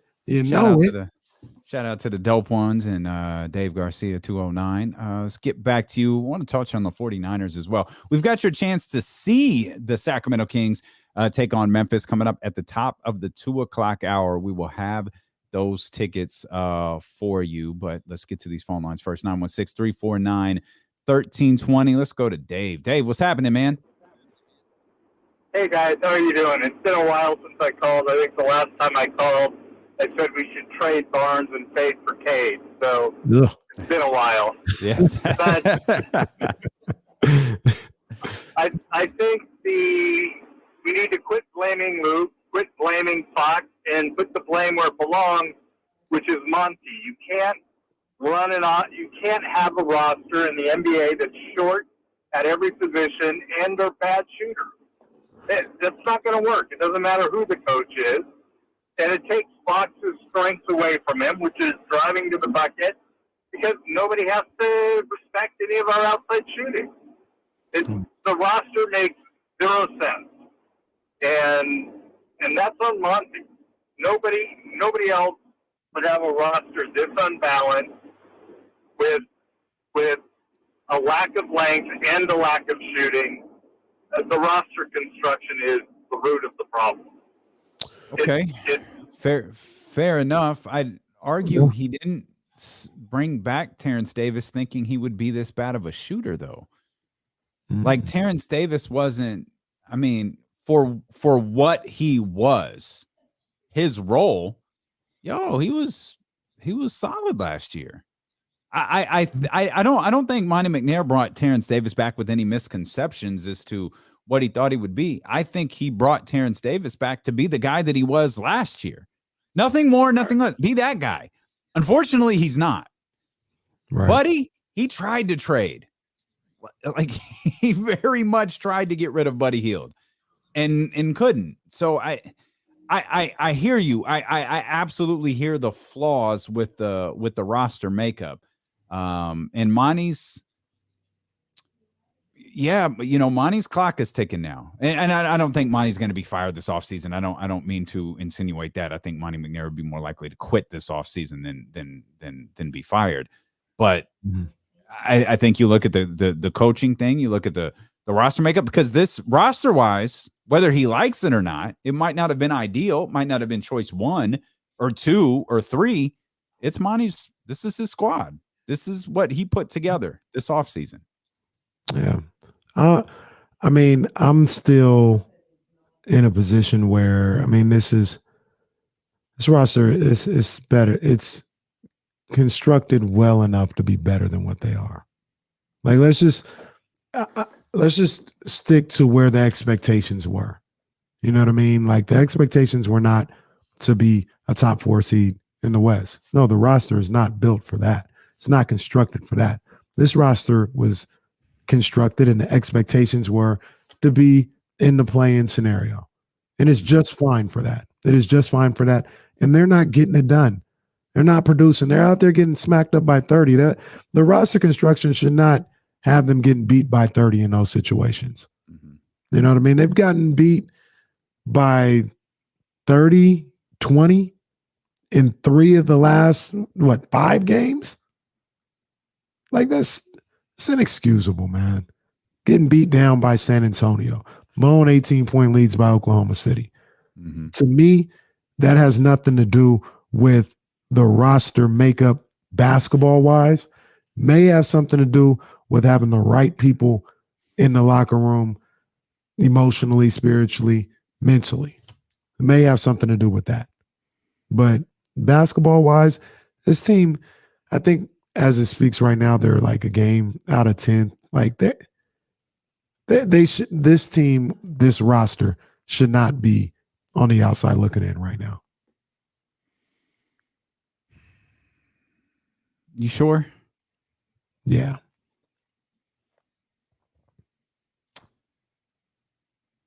They're 2 games back. Is this roster better than Memphis? I think it's about the same. I think Memphis, the X factor is Memphis is just tougher mentally and physically. I think Memphis has a leader too. They absolutely have a leader. Minnesota's top heavy. You know, they've got better stars as a whole. We're not even that. No, as a We're whole. not even But top you heavy. can we talked about how Minnesota's roster doesn't work. You know what I mean? And now they've got a guy like D'Angelo who shoots too much, and Cat who wants the ball, and Ant-Man who wants the ball. That team lost 7 in a row earlier this year. Mm-hmm. So they're still think about that. Think about what you just said. Think about what you just said. They've lost 7 in a row, and they're still at 500. Mm-hmm. They're still 10-10. They got enough grit to them to climb up out of that. So there's teams with comparable rosters, maybe slightly better or whatever the case may be, but considering where their record is, like, it's not like these teams, even if we say Memphis and Minnesota have better rosters, it's not like they're running away with the West. Like, they're 500. Well, no, what I'm just trying to look at the teams in those tiers. Yeah, no, like, that's all I'm looking at. I'm just saying, like, the Kings can't be a game or 2 below 500 with this roster. That's what we're asking. Be apparently a game or 2 below 500 with this. Well, apparently not. And perhaps a bigger concern moving forward is, one thing, we'll talk to James Ham here in about a half hour or so. He said this from jump. There is one giant concern that the Kings fans should have, and it's if Harrison Barnes goes on to miss significant time. Now, I don't know if Harrison Barnes is missing significant time or not, but we've seen the team without Harrison Barnes in a couple of games here. One, Friday night, which that was what it was. They walked away with a W. The other one, Sunday afternoon. That game was what it was too, but it wasn't what it was on Friday. You saw two very different teams out there performing in very different ways, and not just Harrison Barnes out, Rashawn Holmes as well. Mo Harkless missed the game yesterday. So Mo Harkless, I don't put in the same category. With all due respect to my man, I don't put him in the same category as Harrison Barnes and Rashawn Holmes. Yeah. And I'm completely unclear as to what Rashawn's situation is. Because he was listed out with an illness. Conclusion. No, but he was listed. Yeah, he was listed like he was out with a non-COVID related illness. I saw him out, and I thought it was just the eye still. Yeah, I don't know if his eye is better, if it was scratched. I don't know if he's going goggles when he gets back, mask. I don't know what it is, but I was confused by the by the wording of yesterday, saying that he was out with an illness. So yeah, they need him back. They need all hands on deck. That's for sure. Because even with all hands on deck, you're struggling. So when you start losing guys, it becomes, and you hope that there's the effect of, and that's one of the things that I think was sitting in the back of some Kings fans' minds, because it was certainly sitting in the back of mine after the win on Friday. It was like, okay, we saw this last year. We saw them lose the guys, key players. We saw them lose De'Aaron and Tyrese, and we saw how they were able to respond. Now, hopefully these guys aren't amount for anything long-term at all. But you go down a couple of guys, maybe someone sees it as an opportunity. Maybe there's an extra motivation. I don't know what it is. And you think, okay, you get that little feel. Oh, you got to feel good after that Friday. They know everybody's buzzing after that Friday night win. Again, you follow it up in the most. You said it. I think you hit the nail on the head earlier. Like this, the whole scenario, 11-0, down 37, blown out by 27. It was all predictable. Mm-hmm. It was all predictable. That's what this group has shown that they consistently do. They fail to rise to the occasion. They fail to meet expectations. And I'll continue to clarify this because I think it's important to clarify it. That doesn't mean the individuals are bad players, but this group collectively, the core group, we've seen it. This you guys tell me, what has changed from 2019, 2020 to today? They lose the same type of games. They lose the same way. They play the same way. It's the same lifelessness to them in certain spurts. Mm-hmm. And then they surprise you and they play with emotion and do all this other great stuff. From game to game, you never know what it is. It's the same thing. It's the same team. They do the same things that they do night in and night out. For multiple seasons now. And I think that's the part that I think that's one of the many parts that's so frustrating for Kings fans is it's just a never-ending cycle. It's just the same things over and over and over again. Mm-hmm. And now I think, and part of me wonders if, and again, I'm not naive to his production or specifically lack thereof, but I wonder if Kings fans are trying to turn on De'Aaron Fox before he turns on them. You feel me? Like our Kings fans looking at this like, you know what? I'm going to break up with you because I know how this is going. It turns out we still stink. So if I break up with you when you inevitably go to break up with me, it won't hurt. It won't bother me. I won't be sad about it. You'll be on my Jason Terry list. You'll be on my Spencer Hawes list. You'll be on my George Hill list. Get him out of here. Poor George Hill. And it shouldn't be that way. It shouldn't be that way. It should literally be, hey, you're not playing up to par right now. What we think that you're capable of playing. That's all it is. That's all it is. And when people hear like, diss or I come at him or something like that, they look at it. Stephen Brown was in the chat earlier talking about he's still averaging 20 and 6. Mm-hmm. Hey, he's not a bad player at all. He's a really good player that I think can play a lot better than he's shown. You know what I mean? And that should be all there is to it. It's not that simple, I guess, all the time.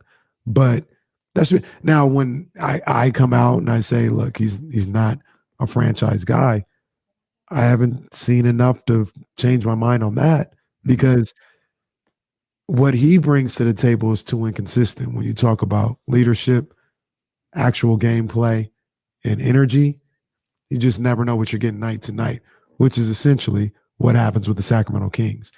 I want off of that ride. I need somebody's imprints on there more than Fox's. Not Fox out of here.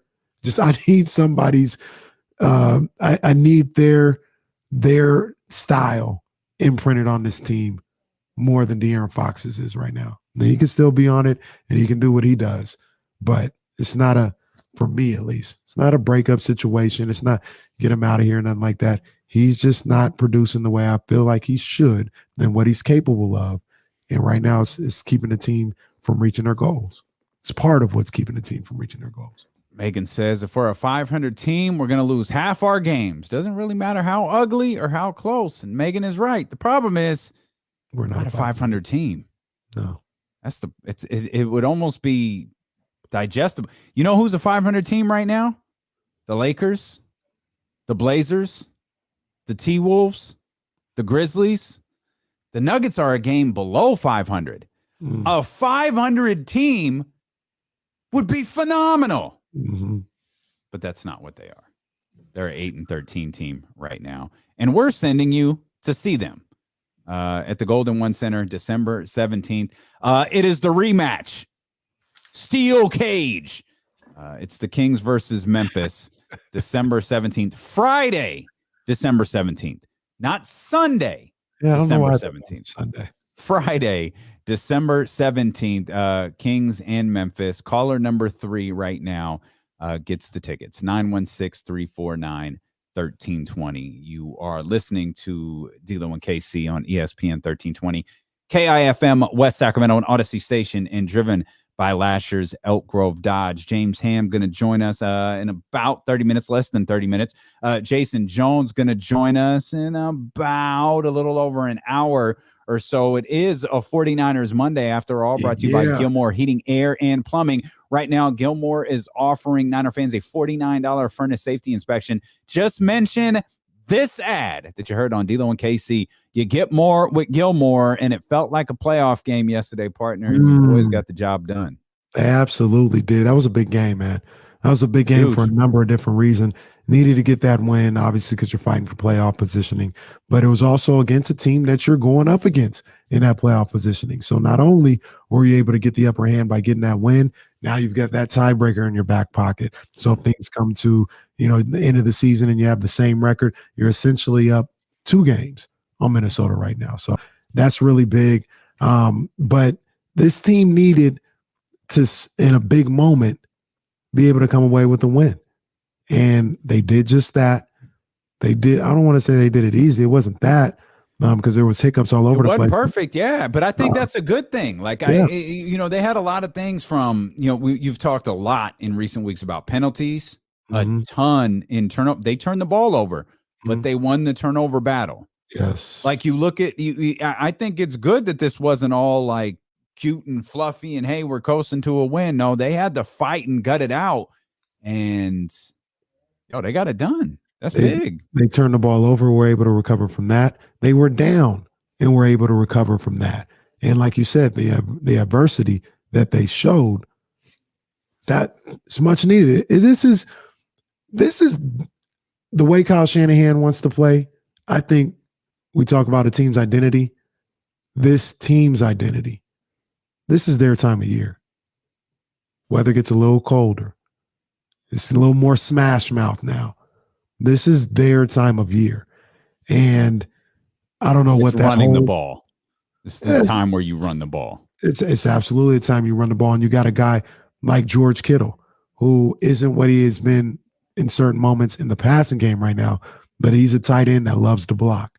And if the running game is going, he's going to get out there and be another offensive lineman out there with the way that he blocks. Like, it's not just let me get in the way. He's looking for pancakes. He's looking to run through dudes. And that mentality, that's what starts to take a hold this time of year. So they're playing good football right now. It depends on what I believe in, right? Like, I believe they're a playoff team. I think they'll get there. As far as what they're doing in the playoffs, I still want to see more. I want to see some more consistency. I want to see, some more health. But I love the way this team is playing right now. Love the way this team is playing. Elijah Mitchell, 27 carries and 133 yards, all with jacked up finger. Yeah. Now pin in. Well, it didn't work to take it out for the other guy, so why not leave it in, get out there and do that work? And then you see Debo once again being a regular running back option. for you, man, Kyle Shanahan, and it worked out well. I mean, he had the big gain of 49 yards, but the six carries, 66 yards. I mean, this is what you were talking about. This is that time of year running the football, and it's what for a guy who's labeled as an offensive genius, he does one of the most basic old school elements of football really, really well. He does. And I mean, come on now, we got to ask the question again, man. I mean, oh, shit, you got Kyle that stupid Shanahan. look on your face. There you go. You're gonna say, I know you're gonna say something absolutely ridiculous. I mean, he's still a bad coach. You didn't say he was a bad coach. Yeah, you didn't say that. I'm just asking in general. Is he still a bad coach? Because there was a lot of that going on with calls in the chat house, things of that nature.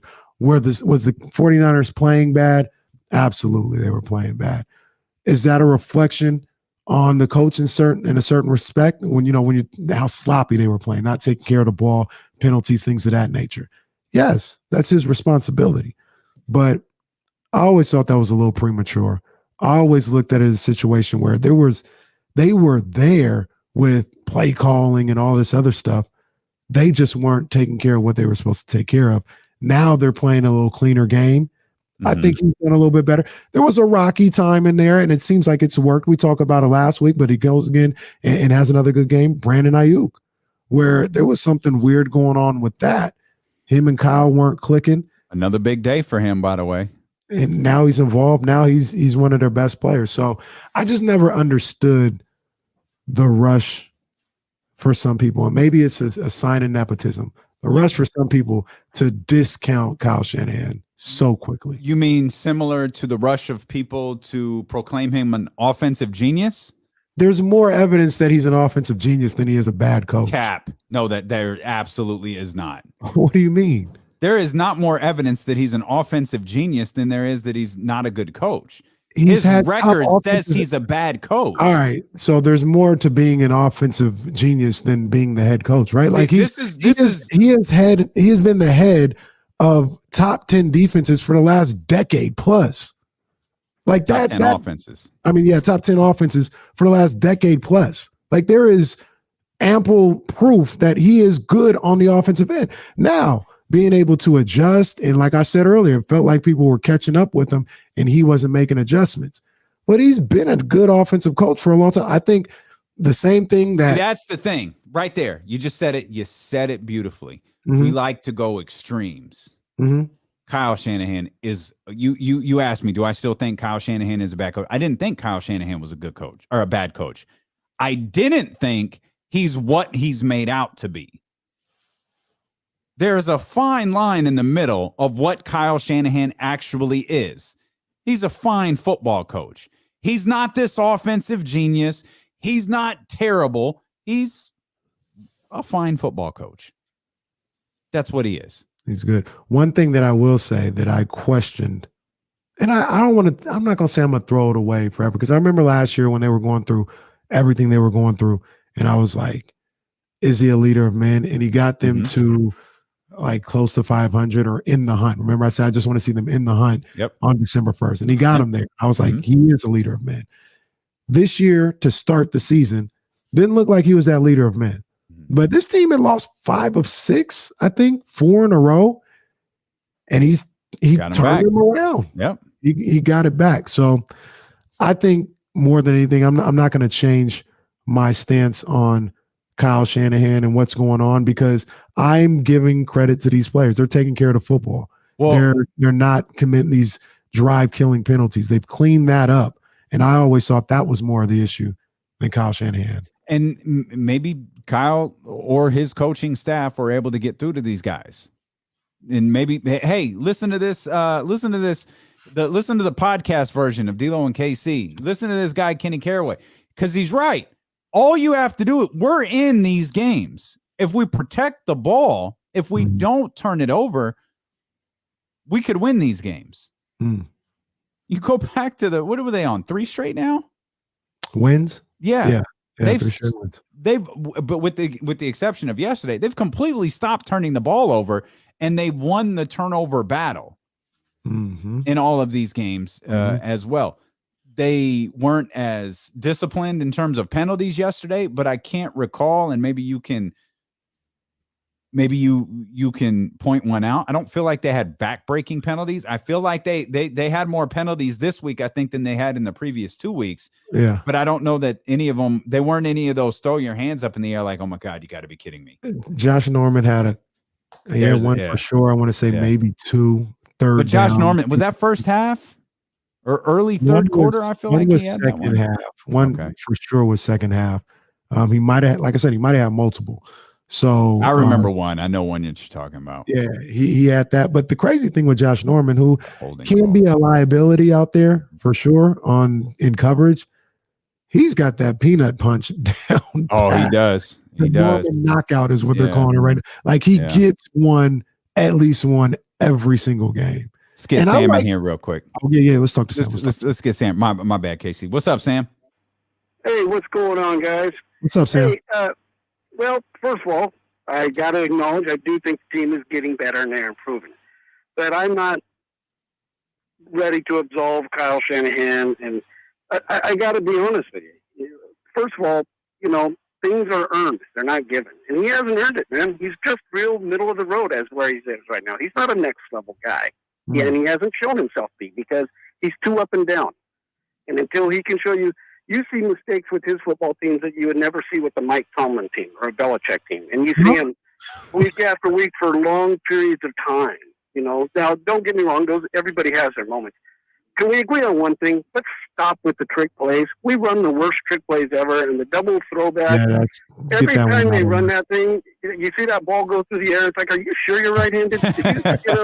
I mean, come on. Sam, we appreciate you, buddy. Bold week to bring up Mike Tomlin after what happened to them yesterday. I want you to I do want to piggyback off something Sam said about Kyle Shanahan. I want you to finish your thoughts on Josh Norman, and we got James Ham coming up. All of that.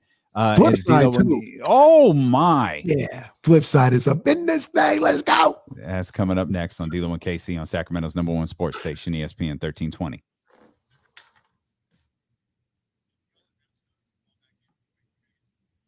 Ramsey, call Jesse back. Ramsey, hit Jesse back. Sounds like Ramsey won them tickets. I know you got the 13th round. That's coming up in 27. Give them a round of applause for those fucking hoodies they got. There you go.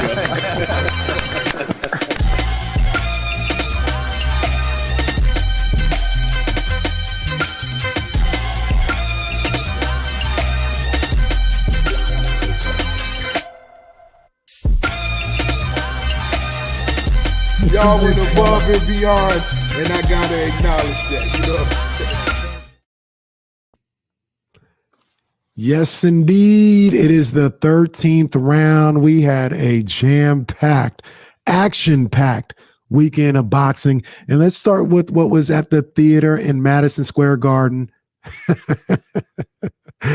As Teofimo Lopez lost a decision to George Kambosos and lost all his belts. And I'm going to tell you right now, I haven't been more happy than boxing in like the last year and a half or so. Like, there was nothing I wanted more than Teofimo to lose. I don't like the guy. I don't like him or his daddy. And that doesn't mean he's not a good fighter. He's a really good fighter, good talent. But the way he carried himself, the arrogance, the level of disrespect, the disregard that he showed for somebody like George Kambosos, and he shows for everybody in boxing, him and his daddy. It came back to haunt him on Saturday night because he thought he was just going to come out there and run through a professional, a pro fighter like Kambosos. Kambosos took his punches and he gave one back. And once he gave one back and knocked that boy down in the first round, Teofimo didn't know what to do. He didn't know how to handle it. And his dad, who's a fake trainer and who runs his mouth and has no real skill when it comes to talking about the art of boxing, he didn't have any answers to tell his son. And they were lost from the second Kambosos took him down in that first round. I love to see it. Teofimo Lopez is a guy right now who lost all his belts. They're not coming back. He's not getting a championship back. He is not a championship fighter any longer. He can stay at 135. He can go to 140. It doesn't matter. He's done on that championship level, then I'm not sad to see him go. Like I said, the arrogance, the disrespect, the delusion that he carried every time a camera or a mic was in front of his face is something that he deserved to get his ass beat the way he did on Saturday. I don't have any problem with it, and I want to see more from it. Kambosos, congratulations to you, man. You came out there, came on the road, had a workmanlike effort, and now you're the unified champ in the lightweight division. Big ups to him. That's the 13th round.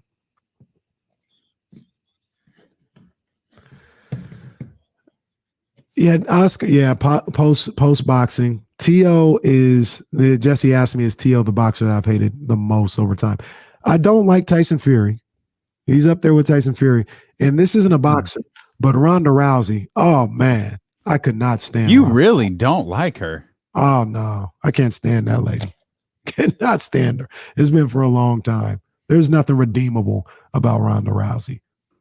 I'm glad she got smacked up a couple times and is out of the limelight. Can y'all keep hitting the thumbs up, please? If you're on YouTube, hit that thumbs up. We appreciate you. James Ham coming up here in just a couple minutes. Jason Jones coming up. Code T.O. and his daddy are 10 times worse. They're not even on the same planet as Danny and his dad. Dan Angel Garcia be wilding or whatever, but Angel will chill. He'll give other people their respect. You know what I'm saying? Big T.O. is just the clown. He's the biggest clown I've seen in a long time.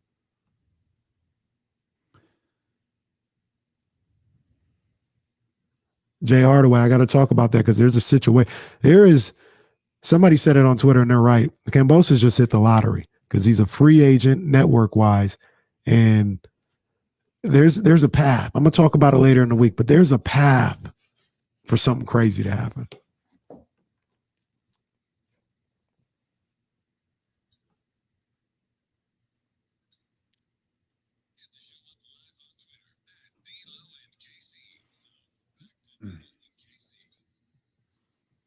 This is a 49ers Monday. It's always something happening. Yo, that was a hot 13th round, man. That's what it was. 13th round was popping. The 13th round was popping off, but even on this Monday with the 13th round, it's still a 49ers Monday. And it's brought to you by City Center Financial. Refinance today below 1.99% APR at GoCityCenter.com. All right.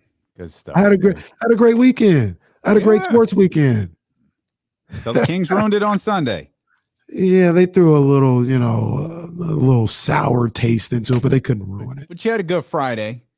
Yes. And I know you was watching the fight Saturday, and Yep, your Michigan beat up Ohio State for the first time, and man, I don't know how long it's been, but it's the first time in a long time. Well, it's they beat them for the first time just 2 days ago.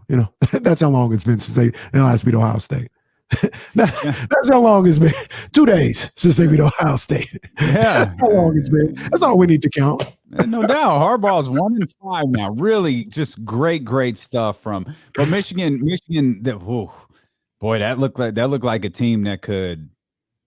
That looked like a team that could compete in the playoffs, like legit compete in the playoffs. They got to get past Iowa. You got to worry about the letdown. The most Harbaugh thing ever. You got to worry about the letdown, the emotional letdown of having to actually finish out the job here. So you got to worry about that. There's no doubt in my mind that Michigan can play with Alabama or beat a Cincinnati with the way they play football. Georgia, that's a different beast. I don't know nothing about that. I don't know nothing about all that, Georgia. That's a different beast. But they might get Georgia Bama twice. God, I hope not. Your boy Herb Street, he put out his rankings. He snuck Notre Dame in there. Hashtag not my boy. He snuck Notre Dame in there. I'm telling you, they're going to try and, the backdoor cover. They're right there. They right there. Like if Georgia beats Bama, I don't know how you can keep Bama in. Of course, it's Alabama. They'll find a way if they'll have try to. At least. Oklahoma State beat Oklahoma, so it's going to have them like they're going to be right there. Notre Dame's going to be right there.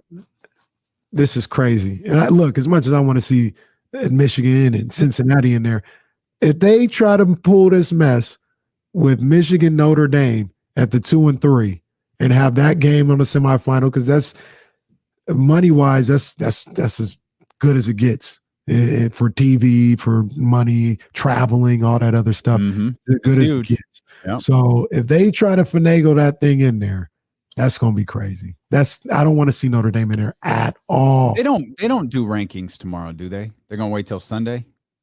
I can't remember if they do. I can't remember either. I can't remember either. Okay. They might. I mean, why not do it tomorrow? Yeah. I mean, yeah. They do it that way. What was I going to say? I forgot. It's about Josh Norman peanut punching the ball out of. He's got that down pat. He's got. I know. We've got Kyle Shanahan and his greatness. Well, Kyle Shanahan. You were going to mention something that Sam said. Yeah. No. Yeah. Sam was talking about not getting like over hyped about where the 49ers are at 6-5 and not absolving Kyle Shanahan about where where this team was this year. But I'll tell you, Kyle Shanahan can win me over this year more than he's ever been able to win me over, more than the beloved 2019 season, because it felt like this season was slipping away very, very quickly for the San Francisco 49ers. And if they're able to regroup, which they have right now, if they're able to finish this regroup, and I'm not going to say the schedule looks nice for them, but if they're able to kind of keep this up and find them their way into a playoff game, and I don't care whether they win the playoff game or not, that will show me more about Kyle Shanahan as a head coach than anything he's done in the past. It's about being a leader of men. Now, when I talk about responding to adversity when you're getting your ass kicked, when I talk about offensive genius and leader of men, that's two different things. That's two different things. A lot of the success that I talk about and why I say, maybe the offensive genius label was fair for Kyle, that's for what he did as an offensive mind. A lot of that as an offensive coordinator. Being responsible for an entire franchise, that's a different job title. And I don't know if Kyle is built for that. Some of it also says that it was his first time as head coach. Maybe he made some mistakes. He's learned from mistakes. He's trying to right the ship and everything like that. But hey, man, if they get into the playoffs, that says a lot, because like you said, this team was dead a couple weeks ago. And not only are they winning games, they believe, the fan base seems to believe that. I even heard last night, Chris Collinsworth on Sunday Night Football, didn't watch much of that game, but I ended up catching this part where they're going through the playoff thing, and they were like, yo, the team that you need to look out for right now is San Francisco. They seem to be humming and getting things going. So about that. Kyle gets a lot of credit for turning that around. I think those players deserve a ton of credit as well for pulling themselves out of the bootstrap. Well, I actually bootstraps. Oh yeah, because that works. It's proven in history that it works. I actually enjoyed that game last night. It wasn't pretty. It wasn't pretty, but it was Lamar Jackson and Baker. It was a fight. Like it was a fight till the end. It wasn't sexy, but it was just I enjoyed it. I thought it was fun. Yeah, I just thought the last drive, I think, or last drive. The first down. Yeah, they didn't. Yeah, hey, I know we've got James coming up, Jason after that. A lot of basketball to take us home. Can I knock this? Let's go. Flip side brought to you by Cyber Monday over on DeLoandKC.com, where you can get 30% off. Let's go. Let's go. Flip side. Offset eye backfield with Hughes check and Mitchell under center is Lance. It's play action. Lance setting up and stepping up, throwing deep middle on the run. It's high and picked off at the 20-yard line. Does it keep Intercepted by Baker, running back. Why are they hating on me? This is the second time they've done this. I think there's a flaw in the roadcaster. Are you? I literally came up with this, put it up there, loaded it on there, and it won't play the right way. Wow. Hating on me. Maybe Flipside is in fact dead. Let's get Bobby in here. I think it's hilarious that you have attempted for 2 weeks to do Flipside and have been foiled. Bobby, what's happening, buddy? What's up, guys? Happy Monday. Bobby. I hope you guys had a good Thanksgiving with your families. Yeah, man. Likewise, brother. Same. Thank you, man. I get to hear in and out of the show because my work's not too busy this week and last week. But man, it's nice though, Kenny, that those Niners are nice remedy and medicine for the Kings right now. Because I remember it was back to back on Sundays where we were just getting back to back beat downs, and I don't know, man. I hear you guys. I want to get your opinion on the Kings because, like, I agree with a lot of things you're saying, but I think we all know that the best package we can put together if we really want to get a stud is probably De'Aaron and, a mix of either Buddy and Bagley with picks. But it's like, it's too bad because I agree with what you're saying too, D'Lo. Like, it's his attitude. I mean, and we've been on this for a minute, KC. Like, I don't know what's happened, but like, it's the mentality part when like we all say he's probably not another one, but it's his attitude. It's like the team embodies his kind of attitude, and it's just not, I don't know, man. It's like, and I know you guys are saying like, let's break up with him first, but it's more like, no, man, what is there to fall in love with this guy about? To be honest, he had a good year last year. I like De'Aaron, but it's like, I'm even having a hard time selling him to my family and boys now because it's like, he's like you say, Kenny, he ain't it. I don't know. It's tough right now. I will say this, Bobby, and everybody else out there. Once again, De'Aaron Fox is still a damn good basketball player. He's a good player. Just because he may not be, I got my reservations, but I don't want to say anything's definitive right now. Just because he may not be that franchise guy that we thought, that doesn't mean you throw him out or we've got to break up with him and all this other stuff. Like, he can be here and continue to be a piece of what this team is trying to build. Now, I also hear what Bobby's saying. Like, if you want to get a guy better than him, he may be the piece that you need to use. Mm-hmm. I'm willing to just kind of let's wait and see what we can get before it gets to that point. But De'Aaron Fox, that's the way I see it. You know what I mean? If you could trade De'Aaron for Siakam, and that's the deal, would you do it? I don't know, man. No, we don't take the universal deal. No, we don't do that. We'll do the deal with you. You can have Pascal Siakam today. Yeah, it's going to take De'Aaron Fox, man. Because what I'm getting at is Pascal Siakam a franchise player? I don't think so. He's not a number one. No.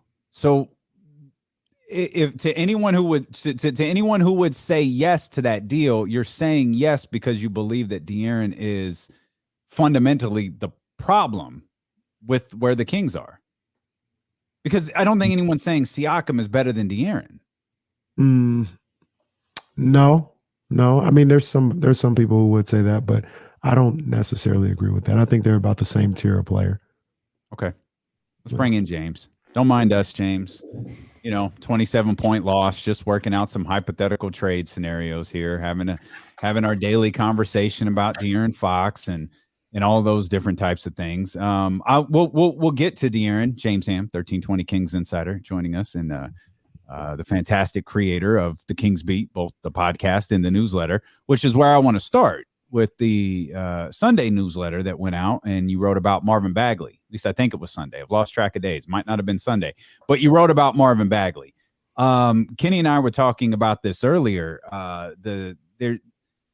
Is Marvin getting a legitimate chance with Alvin Gentry, a chance that maybe he didn't get with Luke Walton, but is he getting a legitimate chance to contribute with Alvin Gentry?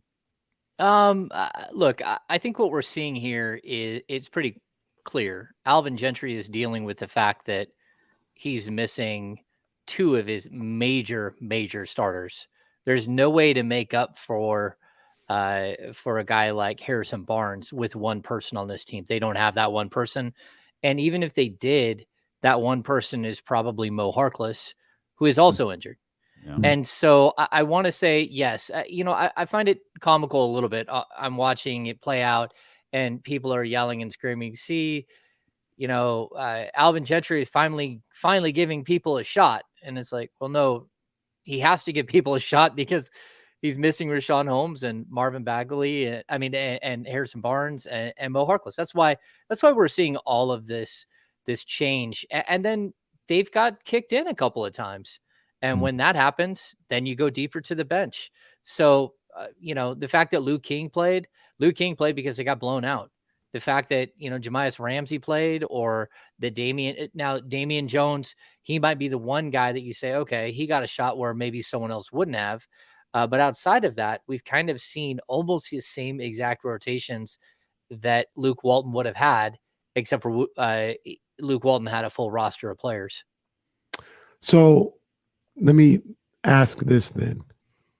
Once again, is he getting a real shot in your opinion, like Marvin, or is this just out of necessity?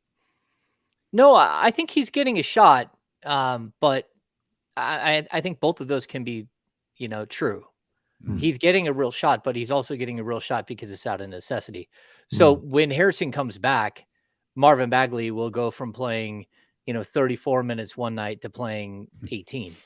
Or there could be nights where he plays 15 or 12. Like, he's going to be the backup power forward. That's what he still is. The only difference is now the guy in front of him is Chimezie Metu, who, hasn't shot the ball well and has struggled a little bit himself. And he's opened the door for Marvin to play more minutes. So I don't think that he is getting an opportunity.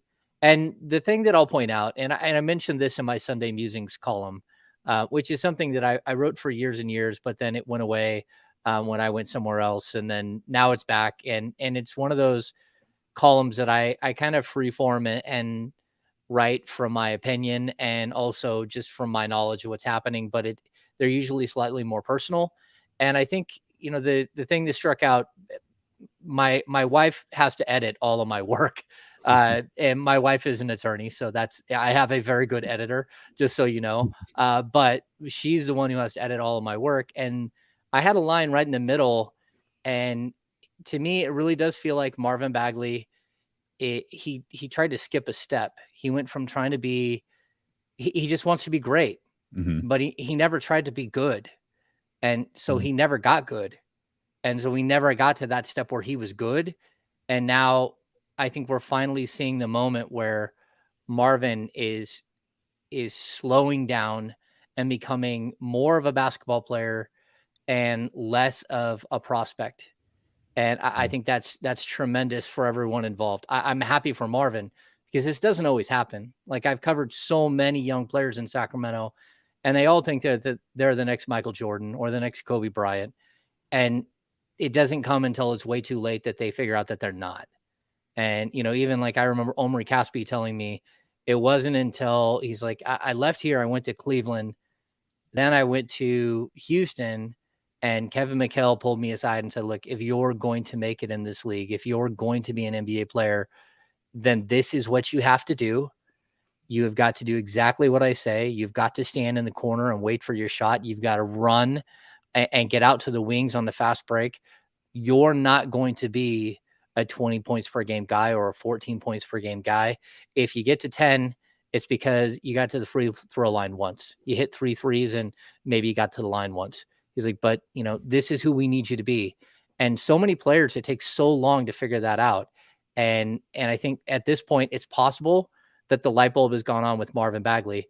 And sort of the barometer that I saw was he's barely played, and he had 4 assists the other night.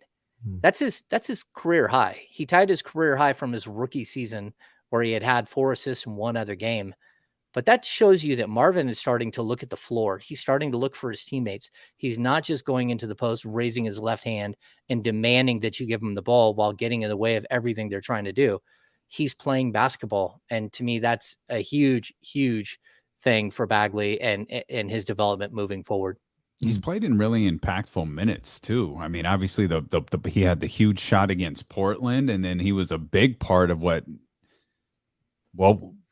the able bodies that were able to play against Los Angeles. He was a big part of that. And I don't feel like at any stretch of that game did he let Alvin Gentry or his teammates down. I thought he was a strong contributor in both the Portland game and the Lakers game.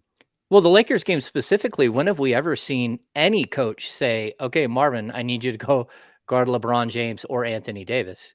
That's just never happened. And it hasn't happened because a coach, every other coach is like, well, that ain't happening. Like, why would I possibly put not only Marvin in a position to fail, but myself, because most of the time you are going to fail in that situation. But then you look up and it's just a different Marvin Bagley. It's not the guy who's going out there hunting for stats. It's a guy who's going out there and trying to fit in and trying to win games. I mean, he had a couple of rebounds that were just ferocious. And I felt bad for him because it was a Portland game, right, where he had the turnover where he had just an incredible rebound and then he got stuck under the basket and he double dribbled. And it wasn't for a lack of effort. Everything he did was right, except for he was too amped up and he made the wrong play at the end. I'll take that every single step of the way because that is not who he's been in the past. And so I'm happy that this is happening for him. I don't know what it means for his future with the Kings, but I certainly I know that it means that his future in the league is not nearly as bleak as it was 2 weeks ago, because it was pretty bleak. Like a guy who only scores and rebounds but does nothing in between has very, very little value. Yeah. Kenny, I don't think James was talking about Memphis. Oh, well, we'll teach you the Memphis Bleak reference later. Not the Memphis Grizzlies, Memphis Bleak, but it's a slow process, James. We're bringing you along slowly. We don't want to overwhelm you. James, you talk about that game against the Blazers. I mean, that was a great moment. I thought personally when he hit that three to kind of seal the game, or we all thought seal the game in the corner. And just seeing the release from him, after he hit that three, that was a really good moment. And the whole thing with Marvin Bagley, I feel, with this franchise is they could use him. Like, regardless of everything that's going on right now, there's still a hole at the 4 position. Like, they don't have a power forward that could do anything. Once again, I'm asking you questions that maybe you don't have to get into people's head. But do you see a scenario where he works himself back into that starting 4 spot right now? Well, I certainly don't think that they're going to let him start 40 games because of because of his qualifying offer. So, I mean, that in itself is, but we're only 20 games away from that, right? Yeah. So, I mean, we're already into the season. What is it? 21 games. So, look, is it possible? I'm never going to say anything is impossible. I'll also say this too. He didn't have kind words when he hit that three. His explosion there was very pointed and it was very angry. And I was excited for him to have that moment. But it wasn't at Portland that he was angry at. No. I don't know how many people were in the building, but that's who it was aimed at. Gotcha. Yeah, and it was, he had some friendly fire there. But at the same time, like, what do people expect? I mean, this kid's been like, he's like an ant getting burnt under a magnifying glass for the last 4 years, and so you finally have a moment and he got a little loose. He wouldn't talk about what he said, but I've heard what he said and it wasn't all that pleasant. So I'm happy for him to have that moment, but at the same time, look, this team is 8-13. They're going to try everything and anything. And that's what Alvin Gentry has to do.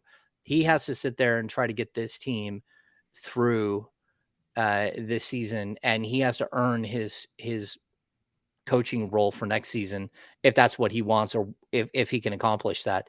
So if Marvin Bagley gives Alvin Gentry the best chance to succeed, then he's going to play. And as of right now, it's hard to argue that he's not giving you. If he does the dirty work, if he does the little things, if he sets hard screens, if he plays defense, even at an NBA average level, then I think you can play him a lot of minutes. And, he's young, he's athletic. He still doesn't have a ceiling, but I think the floor it has changed on him considerably. And so we're kind of at that point where he has to figure out how to play basketball, and we're starting to see him grow into that. And I hope that it continues and we don't see him go back to looking to be a 20-10 guy. Before you're a 20-10 guy, you need to be a player that can stay on the court, and not just health wise, but like literally someone that the coach can rely on to stay on the court.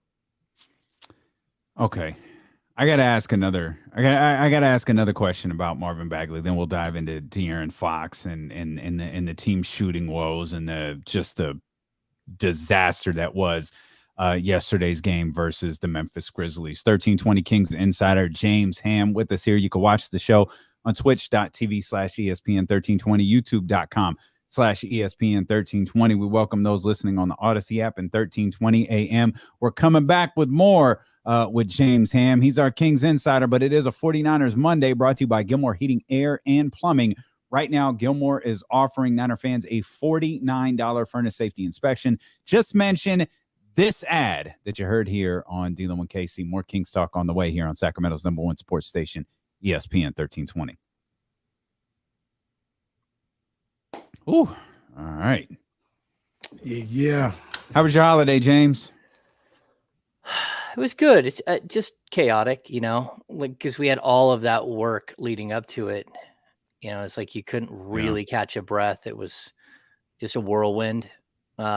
So, yeah, I mean, I would have liked to see the team play better yesterday, but that, you can't expect them to play. You're going to have those games. I mean, Memphis had that game 2 days earlier. Mm-hmm. So, and fans who they're on here, what does he say? Just go look at the video. You can see his mouth moving, and if you can't read the words that are coming out of his mouth, then I'm not sure what you can read. But yeah, he was not yelling at the Portland bench. Hey, look at Sonic's boom in here, 9396. He or she makes one of those jokes, like when you're on the outside looking in and you try to make like a witty joke, like KC wants to sign Jimmer and Papianis. No, it's not clever nor funny. I don't think anyone wants to do that. Sonic's boom. Let's try again. Not clever. It'd be funny. Like Papianis is actually, from what I know, like in Europe, he's actually been pretty solid. Like he hasn't been. I mean, he's made his way. I don't think there's a way for him to make it back to the NBA, but he's a super young guy still. Let's see, what is Papianis? Yorgos Papagiannis. Yeah, he's only 24 and he's barely 24. And he actually is, he's played solid in Greece. James ready to bring him back? I'm not ready to bring him back. No, what'd you say, Jesse? 10-8 in Greece. Yeah. 1.7 blocks. Yeah. I mean, he's still a viable player. And in Greece, they don't put up gaudy numbers like that. Mm-hmm. I mean, he should probably, shooting 70% from the field, 63.5 for his career. Yeah. He's an interesting cat. The biggest problem with him was not only was he not very good, but he wasn't very pleasant either. And so, he refused to go to the G League, which I think was still in Reno at the time, which Hassan Whiteside also refused to go. Hassan Whiteside's complaint was that all the hotel rooms, the beds were too short. That was one of his major complaints, that he just hung off the bed, which I guess I can understand. Well, I believe that. Yeah, I believe that. Yeah, but it's either you go play or you don't. Hassan Whiteside. What a character. We got some Whiteside stories. Oh, man, I bet. More from the second go around or the first go around? Oh no, just the first go around. The second go around, I mean, it was all COVID times, so he was just. That's right. Yeah. Not great. His first go around. Yeah, I remember him getting waived. I talked to Jerry Reynolds earlier that day in the stands at Summer League, and he's like, "Yeah, I don't think he's gonna make it." I'm like, "Really? They're gonna pull the plug?" Like, yeah. Hang on, guys. Here we come.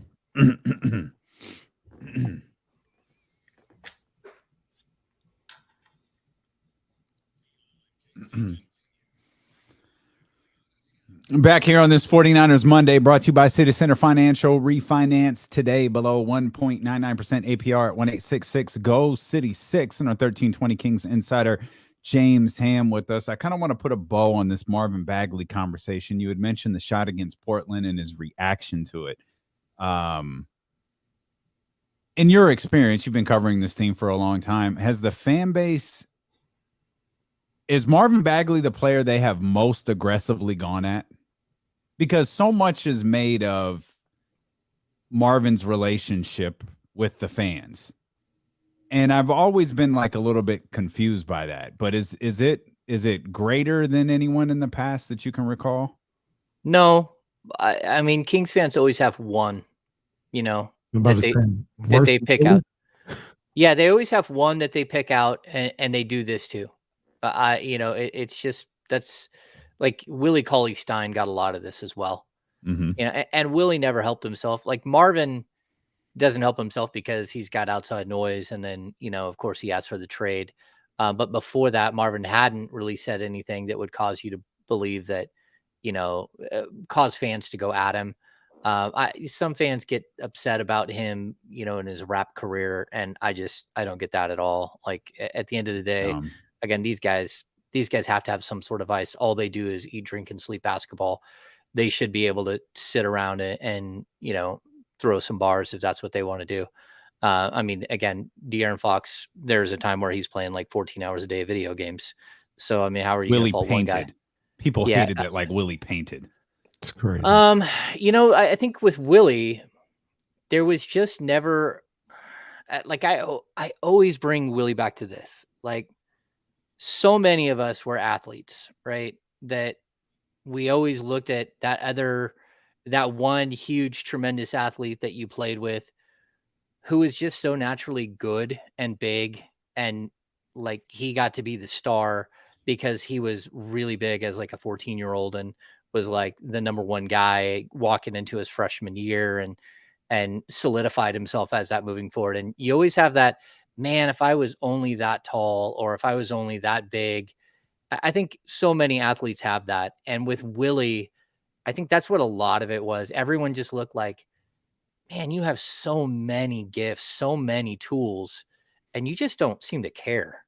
And even when he had good moments, I remember he had that moment, the Kings beat Philadelphia, and I think Fox hit a jumper that won the game, and it was his rookie season. And he had a jumper in the middle of the key over, I think it was Covington. It was a beautiful play. But Willie Cauley-Stein had a defensive stop against Joel Embiid the play before. And then the final play, he had a defensive stop. And we caught Willie in the hallway coming out. And we said, man, we were talking to him about his defense. And the only thing he wanted to do was compare himself to Kristaps Porzingis and how he could be the unicorn. And he could score so many points if he was given the opportunity. And there was just no grasp of reality of like, we're trying to like help you out here and give you props for having a great 2 defensive stops. And the first thing out of your mouth is that, that you want to score. I'm a unicorn too. Yeah. And so it just really, really strange. And like, that was there's always a disconnect. So no, Marvin's not the first that's dealt with this with Sacramento Kings fans. He won't be the last. A lot of fans have turned on De'Aaron at this point. You're starting to see that as well. So I think it's just sort of the nature of it, especially with social media. Everyone thinks they have a voice and they want to scream and yell. I mean, I have so many people screaming and yelling at me all the time about coaches, and I just want to mute them and block them. And then you're a puppet, James. You're a puppet. It's like, what if you're wrong about everything that you're saying? I'm not going to hear you say that. You're not going to come back and say, my bad, James, I was wrong. It's just not what happens. Nah, that never happens. And then when they tell you how wrong that you are, they just disappear for like the next 3 weeks and wait for the particular player or coach to have a bad game before they come back like, oh, I told you. All the Buddy Elite tweets have they fallen by the wayside over the course of the last few games. Yeah, I've seen those. Yeah, you guys need to like drive to Temecula with some of these people. And that's where we're at. Like, So crazy fans. It's weird.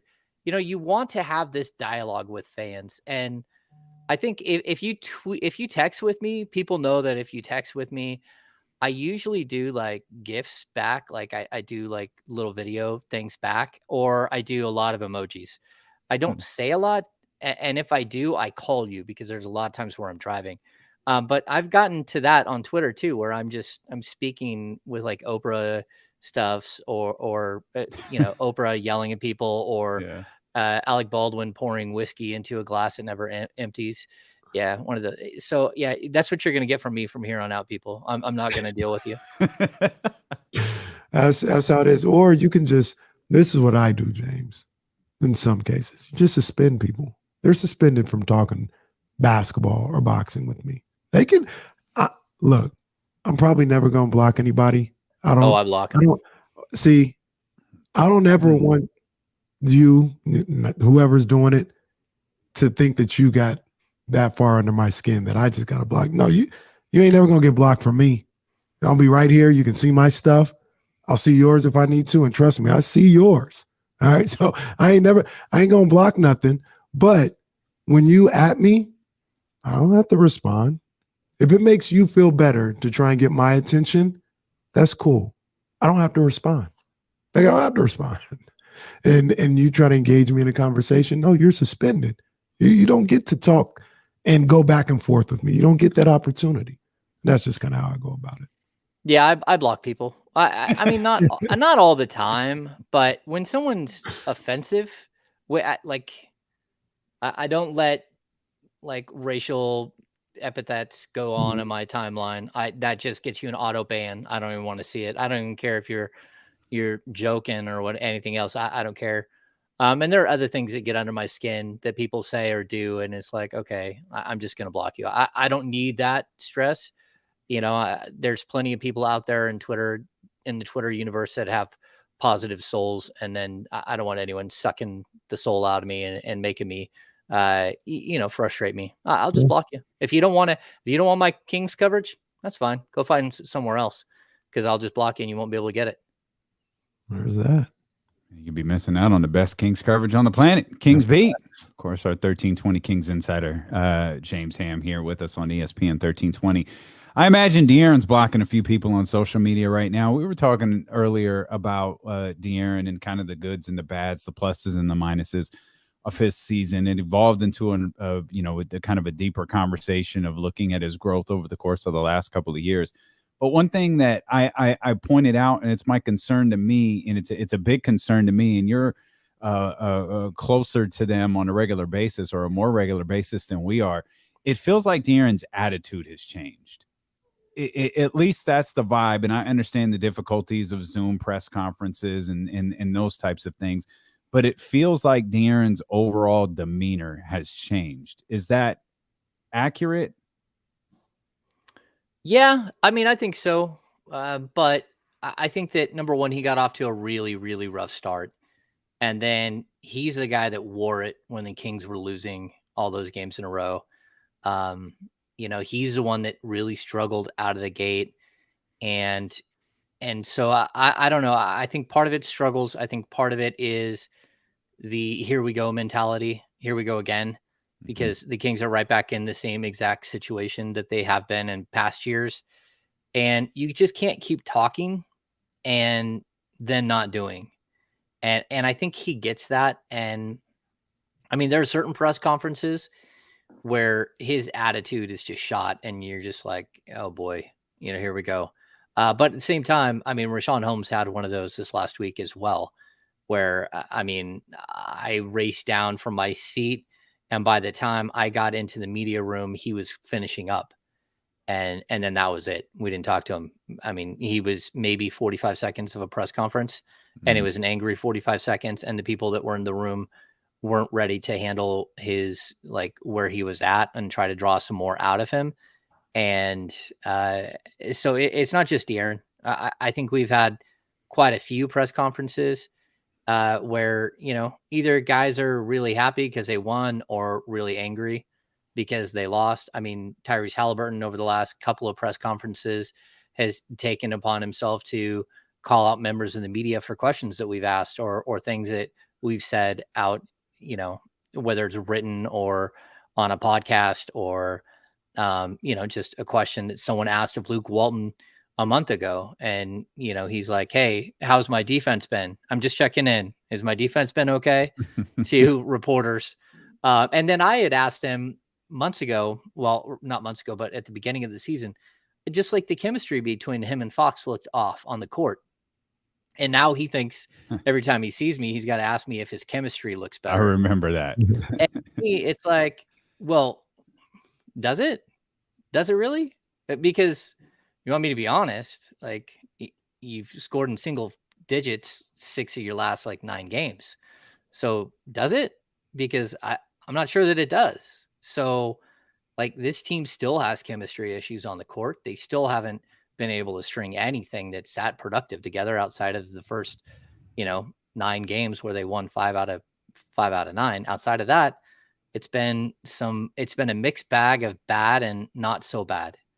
And both of those have the word bad in them for the most part. I mean, they've got some wins, but nothing consistent. And so, yeah, they do still have chemistry issues and they need to figure them out. And James, this goes into what I kind of wanted to ask you, because Wednesday against Portland, great atmosphere, very fun on Friday, thrilling win. But yesterday was so predictable. It was so predictable. And I know, you'll say that, these things happen in the NBA. Okay. That shouldn't happen. That shouldn't happen. Every time this group of guys that's been together loosely for the last 2-3 years have an opportunity to seize a moment or, to take advantage of an opportunity, they fail to get it done. And I know it's only 4 games into the Gentry era or the next coach era, whatever it is, but this is the same team. This is the same team from 2019, 2020 before the pandemic. They play the same way. They have the same shortcomings. They have the same inconsistent nature.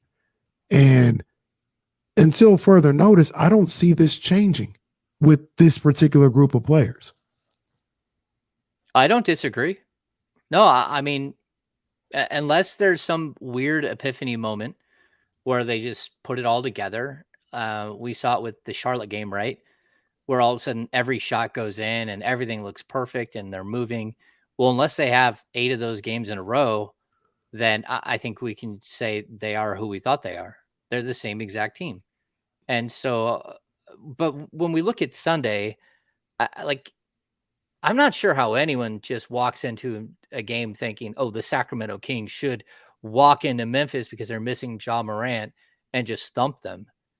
That's a good team. It's solid all the way through. I don't love a lot of their moves in the offseason, but that's still a solid team from top to bottom. And the Kings were also missing 3 starters, not just one. I mean, certainly it wasn't their best player, but they certainly were missing their second and their third best player. And so those things do happen. It does happen at the NBA level where you have stinkers like that, especially after a tremendous emotional victory just 2 days earlier where, you go to triple overtime and somehow beat the Lakers. Mm-hmm. You just wish that it didn't happen so often. And I think the biggest problem is it's not that game happened because, again, I'll keep saying it. Those games happen. It's that the 8 out of 9 losses happened just a week earlier. That's when you start to go, this is just the same group. It's the same, emotionally fragile group that loses more than they win. Mm-hmm. And until they prove us otherwise, then that's who they are. And should changes happen? Heck yeah, changes should happen. Changes should have happened this summer, but they didn't. And I can't force someone to make a trade. Doesn't matter how many times I say it or write it. If they don't want to make a trade or they can't pull off a trade that makes sense for them, they're not going to. And so, I would like to say that I wish that this thing is going the right direction, but we have no idea. And that's why I kept telling you guys, it's not all on Walton, because if you think it's all on Walton, then what the heck happened on Sunday? It's just not. I mean, it's a combination of many things and all of them lead to the same result.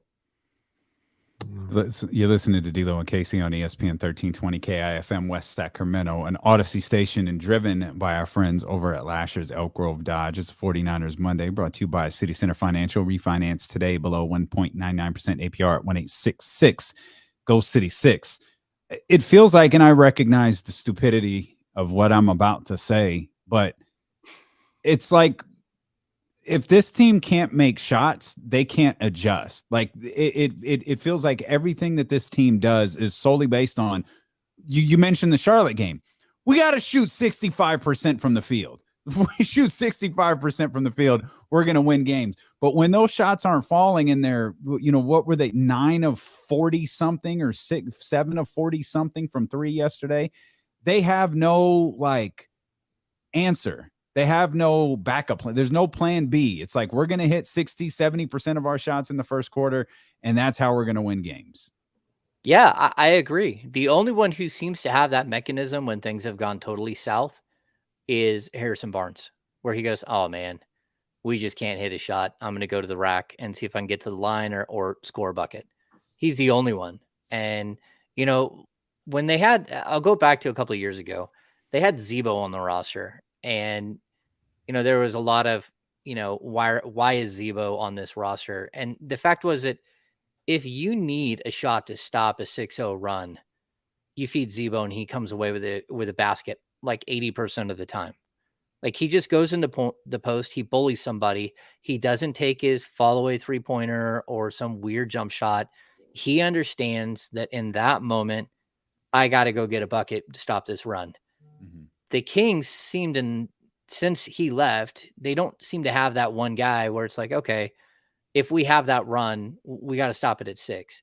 So now a 6-0 run becomes an 11-0 run or a 14-2 run or a 21-3 run. That's how this team kind of operates. And it's because they don't have that mechanism that goes, oh, we're in trouble. We need to get to the basket. We need a high percentage shot now. And again, you could say they don't have the 3-point shooters. They have plenty of 3-point shooters. They aren't taking good 3-point shots a lot of the time. They got some guys who are performing poorly that aren't living up to their expectations as 3-point shooters. You got some guys who just won't shoot enough, which is a huge problem. This team is based around a spread offense where De'Aaron Fox is supposed to drive to the basket and find shooters all over the court.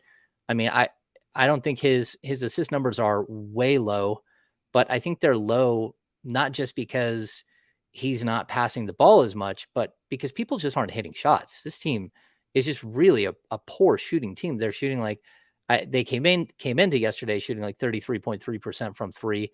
I don't even know what it is now, but it's got to be in the 32%.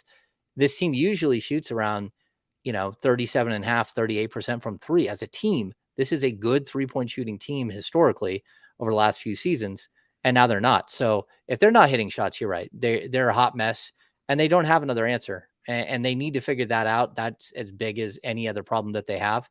But you also have to have the players that can do that, and I don't think that they have a lot of players that can go get you a bucket when you have to have one. Any idea of when we might see Rashawn Holmes and Harrison Barnes back in the lineup? I was really surprised that we did not see Rashawn Holmes on Sunday, but because I was told that he did not fly out with the team. So he wasn't in the team on the first game of the road trip, but there was hope that he would hop a plane on Saturday and get to Memphis. I think that told you he just was too sick to get on a plane. And I'm sure that now we're looking at 4 or 5 days. This is NBA. They pump these guys full of the best medicines possible. And, colds that usually last for like 5 days for us last like 45 minutes for them. And it's an important distinction in 2021 is he has a cold. He has a non-COVID related illness. Yeah. I've had to tweet that multiple times, non-COVID related illness. So his just an illness. I expect him. It has nothing to do with his eye, which was the issue that he missed the first game of this stretch here. I expect him back in uniform. As far as Harrison Barnes, it's a foot sprain. They haven't given us much on Harrison, except for to say that the doctors keep telling him they don't think it's going to be long-term at all. And they're just waiting for him to feel better. And then it's a sore knee for Mo. and travel and everything else. We'll have to see how that plays into it, the travel back home. But his isn't expected to be long-term either. We'll have to see how it goes.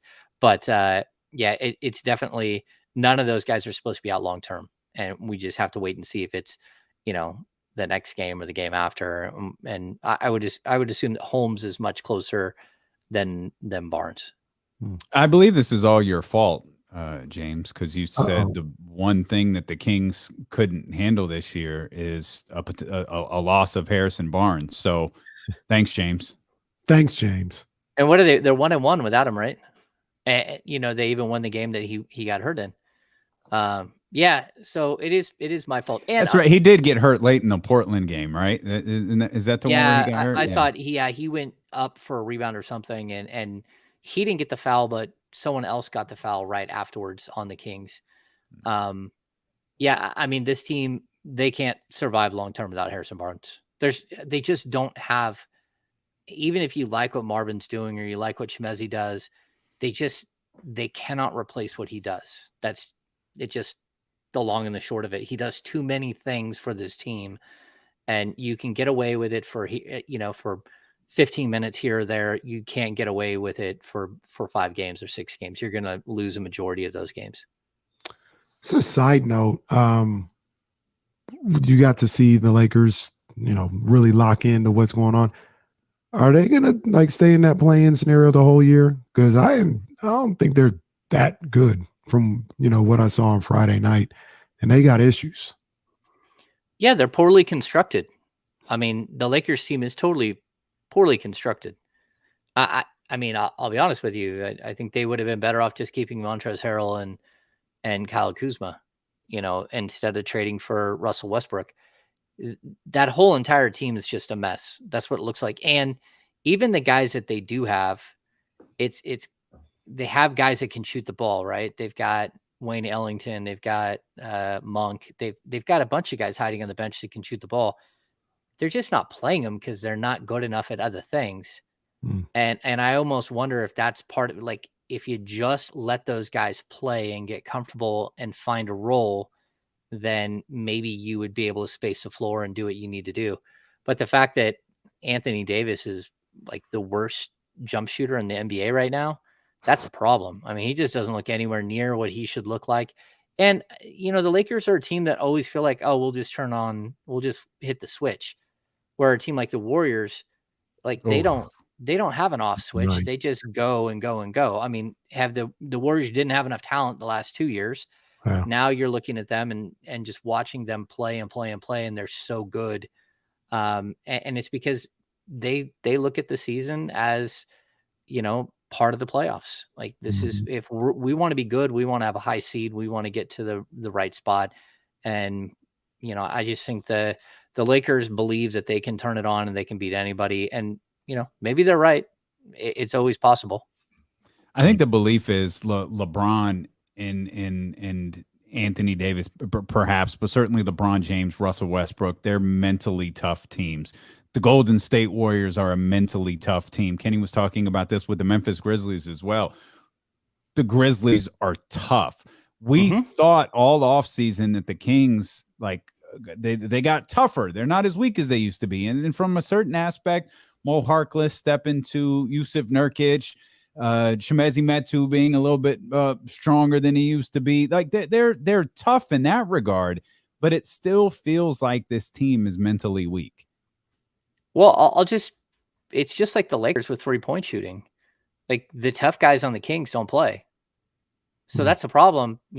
Tristan Thompson is a tough guy. I think he's been impressive even the last couple of times he's been out there. He's been impactful. I think he shot 3 of 9 from the free throw line, which was god awful. But outside of that, I mean, I thought he punished people, and I would have liked to have seen more of him. But the problem that you have is that the guys that you do have that are tough, it's like Alex Len and Tristan Thompson are taking turns.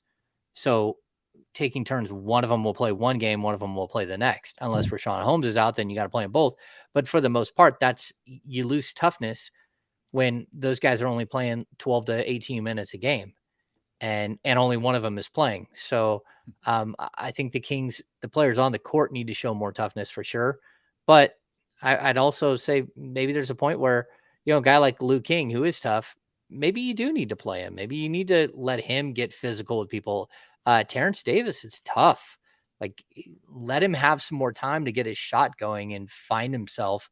He'll calm down. Right now, again, he looks like the old Ben McLemore windshield wiper defense thing. He's just flying all over the court back and forth, and he's out of position the whole time. Give him some time to settle in and calm down. And so that's where I think you find your toughness, is by playing the guys who actually are tough. But James, and I agree with you. The issue though is the mental toughness. Like, they should have saw Memphis coming to play yesterday a mile away, and they shouldn't have been caught off guard by that. And Alvin Gentry told him. Yeah, Gentry said in pregame, he told him they just got thumped. If you think that team's not coming to thump you, that they're not trying to get over it, and then he said in postgame, he's like, and if this Kings team doesn't think that the Lakers want some revenge from the triple overtime, like, then you don't know the NBA. Like, you better be ready. And if you're not ready, you're going to keep getting hit. And so again, this team, you hear him say, yeah, we got hit hard in the first quarter and we didn't respond. Okay. Why not? We hear that we didn't, but why did you not do it? Why did you do the same thing you do every game? How come you didn't step up? And that's going to be the bigger problem that Alvin Gentry has. How do you draw that out of a team? How do you demand it that they're tough and that they push back? And I'm not sure that you can, like, tough guys. We all want De'Aaron Fox to be something that he's not as a leader, as the vocal head of the, snake. But at the same time, this is the same thing.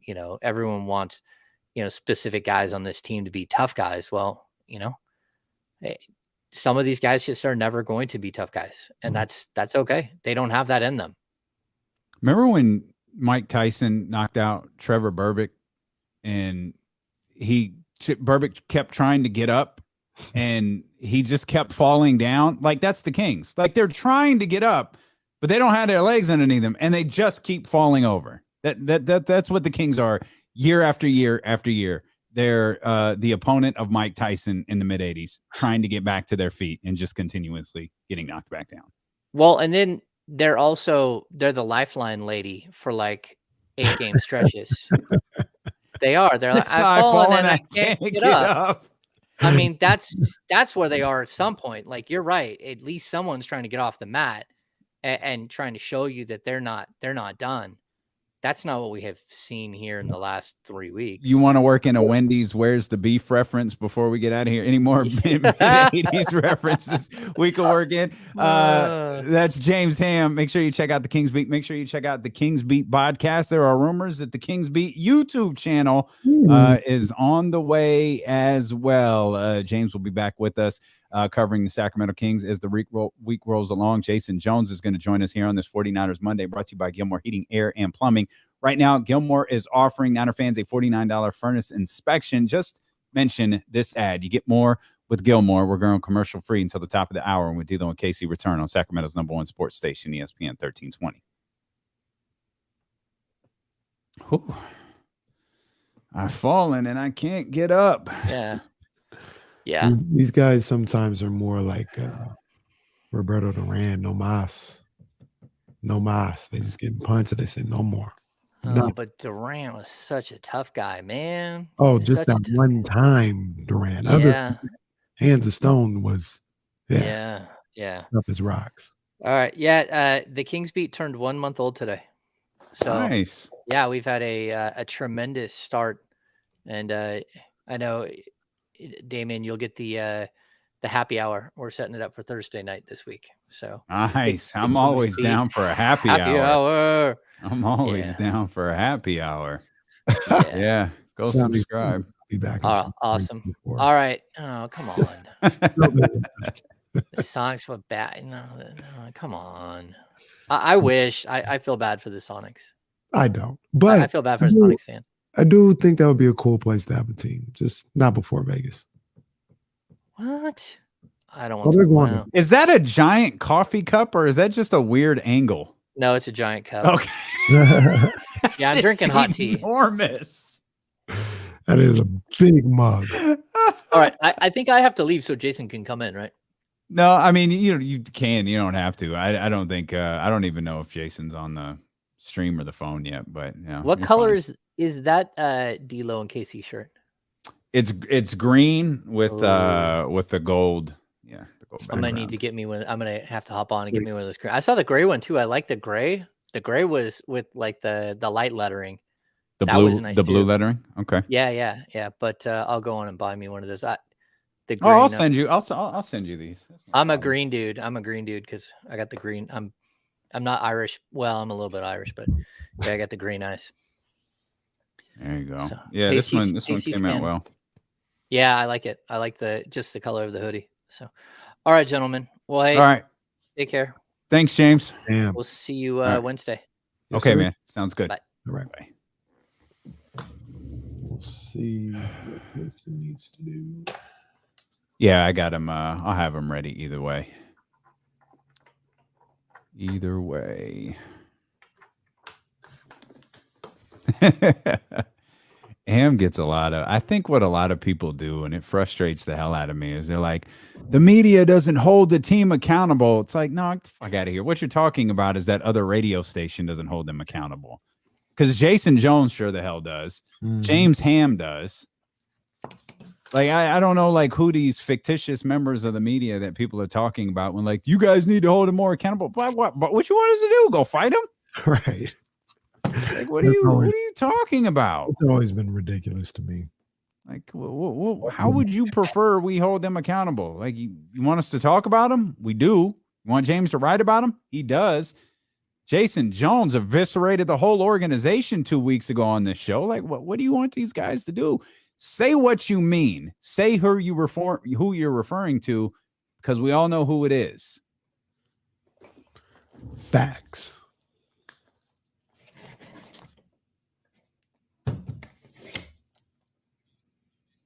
No. I don't know.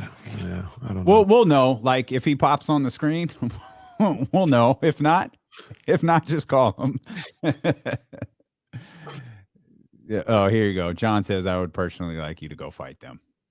Potentially live stream it. G1C has good Wi-Fi. I got you, John. We'll fight. I mean, y'all know what it is. Bob knows what it is. I mean, ain't nothing wrong with that. Roddy knows what's up, too. Roddy knows what's up. Got receipts. What's that? Oh, yeah. Yep. Oh, you know what? I just thought about something. I don't think there's basketball practice today.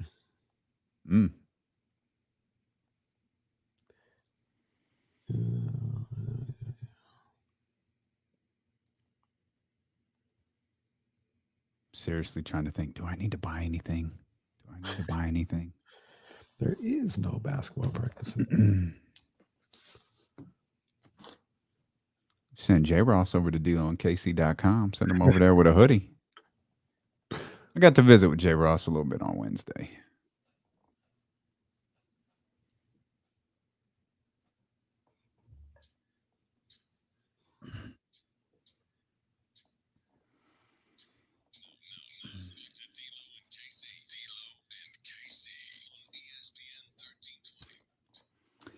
It's 49ers Monday, brought to you by City Center Financial. Refinance today below 1.99% APR at GoCityCenter.com. We're riding commercial free. Thanks to Gilmore Heating and Air and Go City Center here for the rest of the way.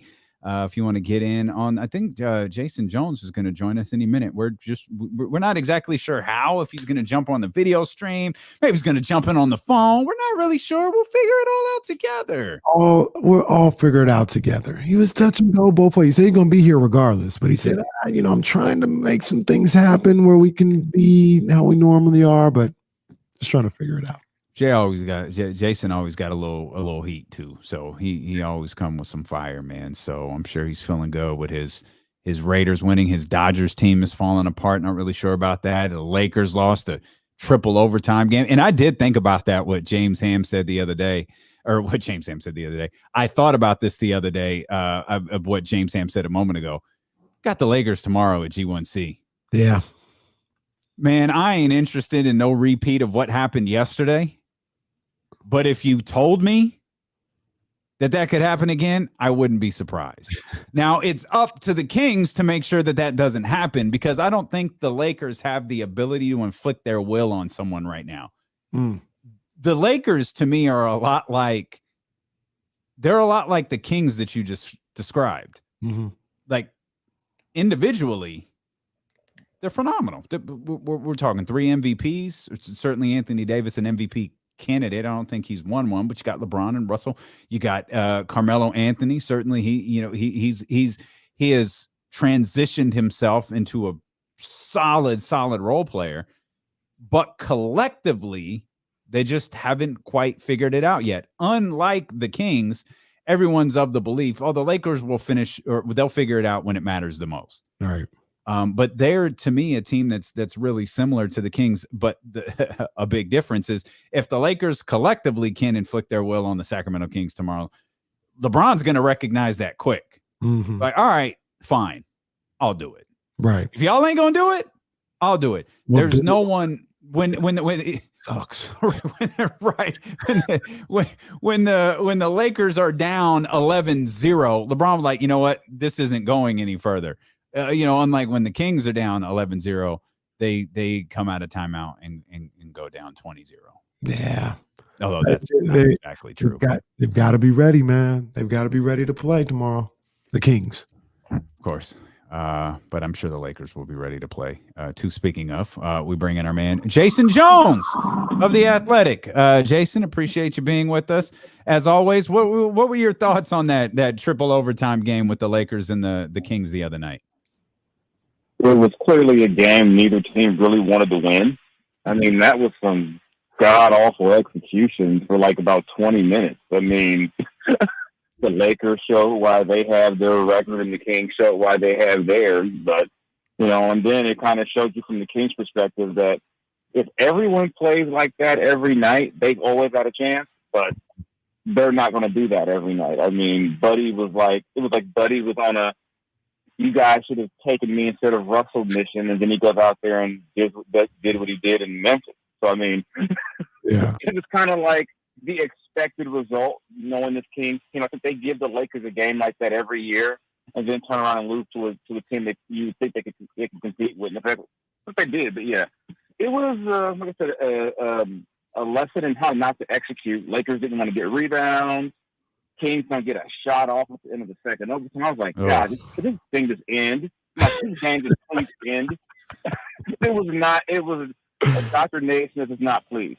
Man, LeBron had 7 turnovers in that game. I didn't notice that. Jeez. And he thought he was Steph that game. LeBron shot 13 threes. I'm like, what are you doing? Thought he was Buddy Hield out there. Buddy just I mean, he was being defended by Marvin Bagley, and I guess he was like, you know what, I can't attack this defense. I'm going to go ahead and settle for this J. LeBron, Buddy only hit one more 3 than LeBron did. It was 3-2. Oof. They both shot it. They both shot 13. Damn. Oh man, like I said, I think that's a game that I never want to see. I never want to watch again, ever. Hey, Jason, let me ask you this. Damian was talking earlier, and he says he feels like this team is kind of taking on the identity of Buddy Hield, like how he goes. That's how this team goes. And as far as like shot selection and living and dying by the 3, it's kind of the same thing that this Kings team does. I took it a step further. I said this team, for better or for worse, they take on the identity of De'Aaron Fox. Sometimes they kind of show up with some fire. Sometimes they're just blase blah. Are those 2 accurate assessments? Are those 2 guys kind of how this team goes right now in Sacramento? I lean more toward they take on De'Aaron's personality, because with Buddy's the same way no matter what. Buddy could go 5 for 17. He could go 12 for 17. Buddy plays to me the same way every night. And then, to me, De'Aaron's the one where you don't really know sometimes. Are you going to get De'Aaron who wants to push the pace? Are you going to get walk up the court De'Aaron? Are you going to get De'Aaron who makes his free throws, or De'Aaron who does his Ben Wallace impersonation from the line? you really don't know sometimes from game to game with De'Aaron. Yeah. So I think it's really, I think and I've said repeatedly, for this team to be competitive, it starts and ends with De'Aaron. Because, like I said, Buddy's going to play the same way. Rashawn's going to give you the same effort. Harrison's going to give you the same effort. You know what you're going to pretty much get from everyone. The difference with them becomes, will De'Aaron be, 25-8, or will he be 14-3? And they're going to lose by 25 when he's 14-3. Well, and look, to Damian's point here, I don't want to speak for you, Damian, but when he said take on the identity of Buddy, this Kings team is like Buddy is. They'll give you the same every game. They're gonna get them threes up. It don't matter if they're hitting or not. They're gonna get them up, and there's no adjustment to if they're not shooting well. All right, let's attack the basket. Let's try and get to the line. The whole team thinks the next one's gonna fall.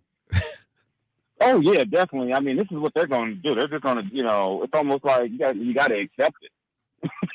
It is what it is. They don't have let's slow it down and run this. Oddly enough, that's the reason why Vlade wanted to slow things down a couple of years ago, because he knew that that's what they were. They were kind of a jack it up type thing.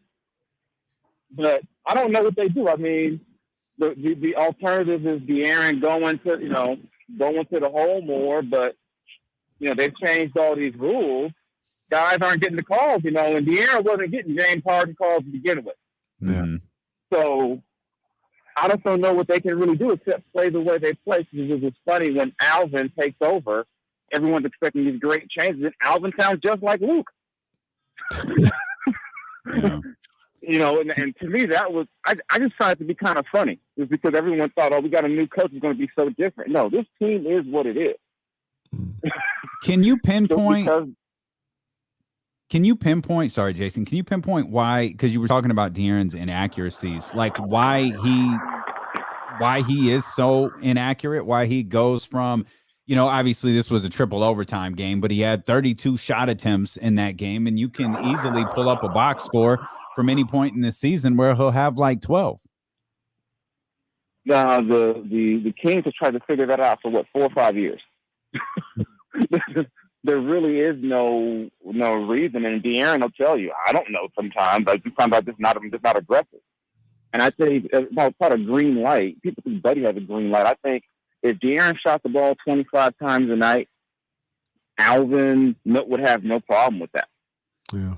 Because that's their best chance of winning is De'Aaron having big games. They can't win with De'Aaron shooting 12 times and, people wondering, well, what's Tyrese going to do? It's not on, this is about one guy. It's about De'Aaron, and he's got to figure out, it's a struggle sometimes for him as well, with the idea of how much do I facilitate this attack. But I think we can almost all agree he's got to attack first.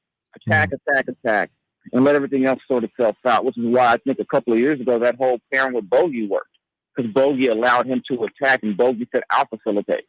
But you go out, you get it off to a good start. But they've tried to figure out with De'Aaron to kind of exactly what it is that gets him going like that on a consistent basis. And clearly they haven't figured it out, because if not, De'Aaron was shooting the ball 20 plus times a night.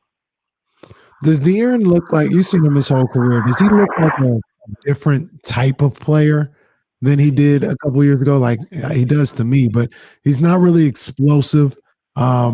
He's fast, but he's not like this lightning quick guy. He doesn't, there was a compilation I saw the other day of him dunking, going through the lane, dunking in half court sets, in transition, all this other stuff. I think he's got 1 or 2 dunks all year long this year. Does he just look like a different type of player to you? It's just, he doesn't seem as aggressive. I talked to a couple of scouts about what they saw. They said to them, a lot of times from a scout's perspective, he kind of seems to be going through the motions a lot now. Like he's just out there. And that's what, as one scout told me, he said, your concern for De'Aaron is that people say that, well, if it's the money, I don't think De'Aaron got paid and didn't want to play anymore. When one scout told me, he said, your concern is that De'Aaron's been around losing so long in the NBA that he's accepted this is the way it's going to be. Therefore, it comes out on the court. And the only way to shake him out of that is to get him out of Sacramento. I'm not from you, but just I'm reporting what I was told. I am don't shoot the messenger, as they say. No, I like to ask other people what they see.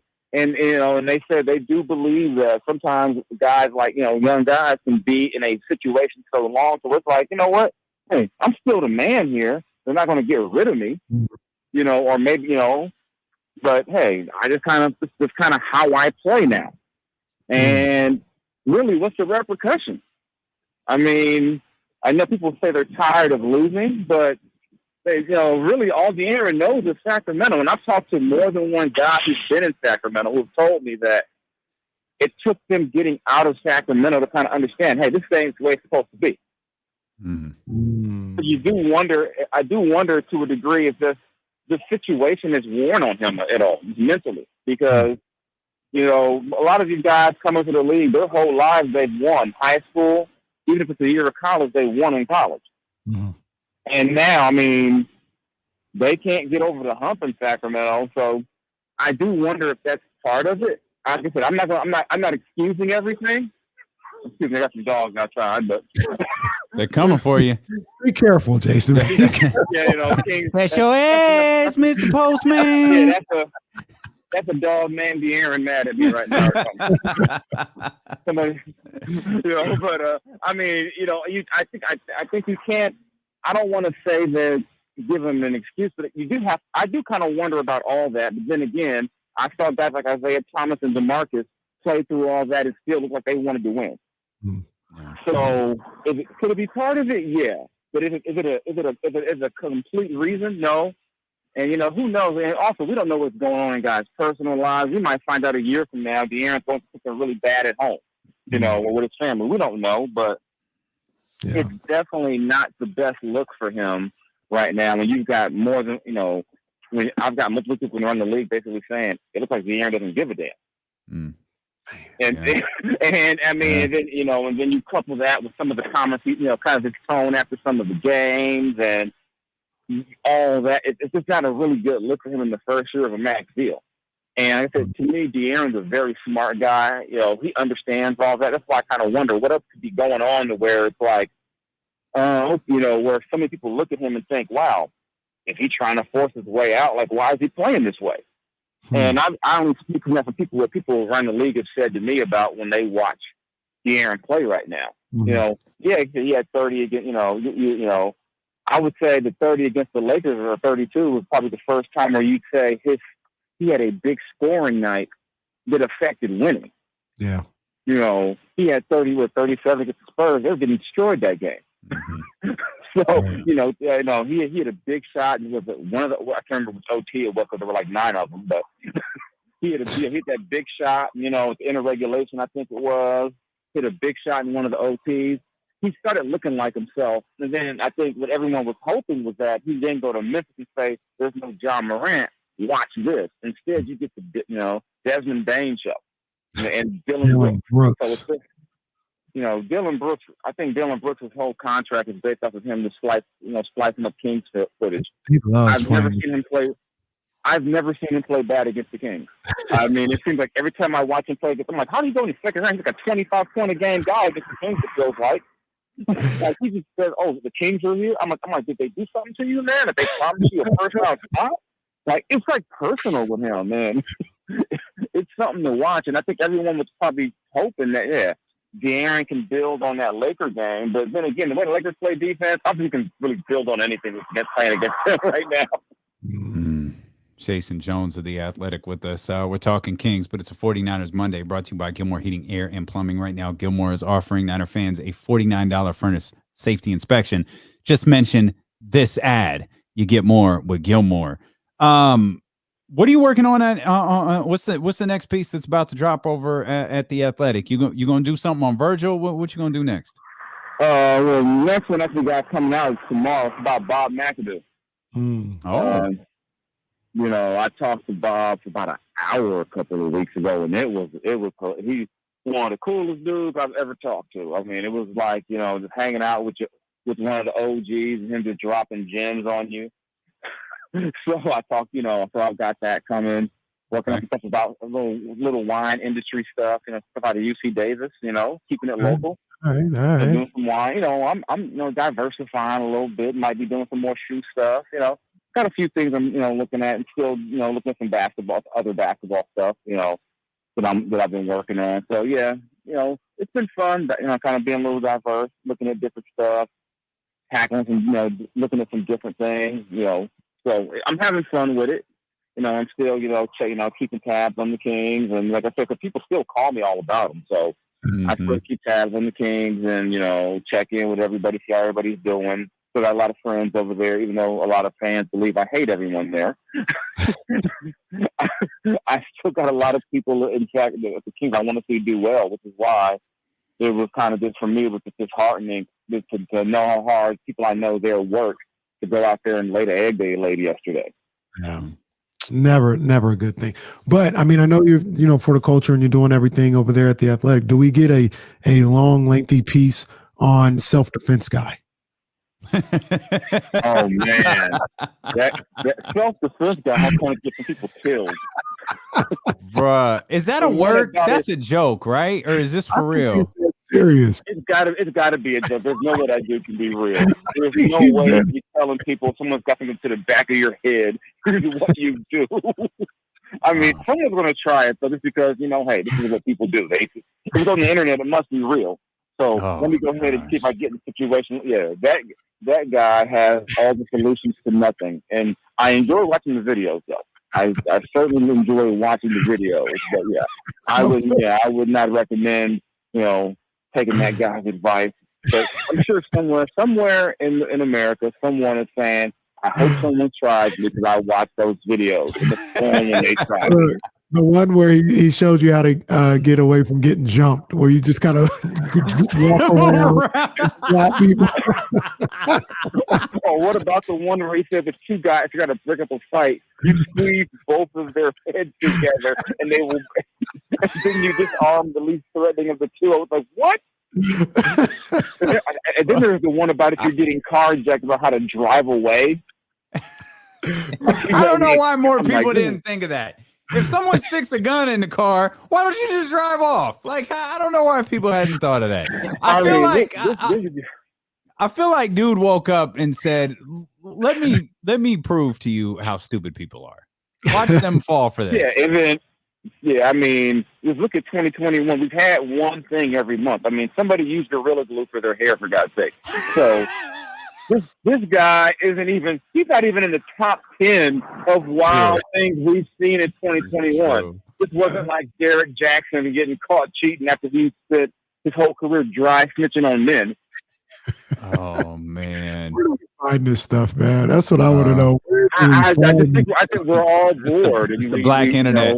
We're all bored, and in the commercials of our football games, this stuff all pops up, and we're not trolling Cowboys fans, Oh man, that was a good thing. Oh, there you go. Oh, speaking of, there it is. I should have said that. My bad. You're feeling good. That's all right. That's all right. You're feeling good today.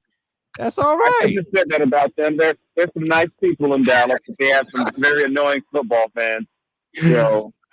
Speaking of, well, look, I wanted an expose on self-defense guy, but you may need to give me another expose on Uncle at Thanksgiving who wanted to fight his family after the Cowboys lost. I may need to know what happened. Them Cowboy fans act like they ain't been hurt before. Every year we get someone, a Cowboys lost video. Those things got to be staged. And I mean, how many TVs can you break over that team? I mean, it's almost December. We know how it's going to go for them. It's almost December. I mean, they build their fans up to being there every year. Get to December, lose to like an Eagles team that has like a tackle playing wide receiver. They'll do something. They'll lose some unforgivable game, and then their fans will be miserable again. Hey, sounds like the Raiders. I'm here for it. I accept that about them. I accept that about them. And it's the same way. In the hunt. That was a big win. The same way I expect the Niners to lose to Seattle again. Hey, man, look, humble hearts, man. I'm just trying to. We won yesterday. We just got to get on the plane and try and No, humble hearts. Yeah. I hope you don't win, just because hey, if I got to be miserable, we all should be miserable. And plus, I had to get at your boy Bonte talking about the Niners should fear no team. I'm like, come on, they didn't lost. Come on now. No, the NFC not that. No, there ain't nobody we should. They should have feared. They should have feared. They need to fear Colt McCoy again. They need to fear. That was circumstantial.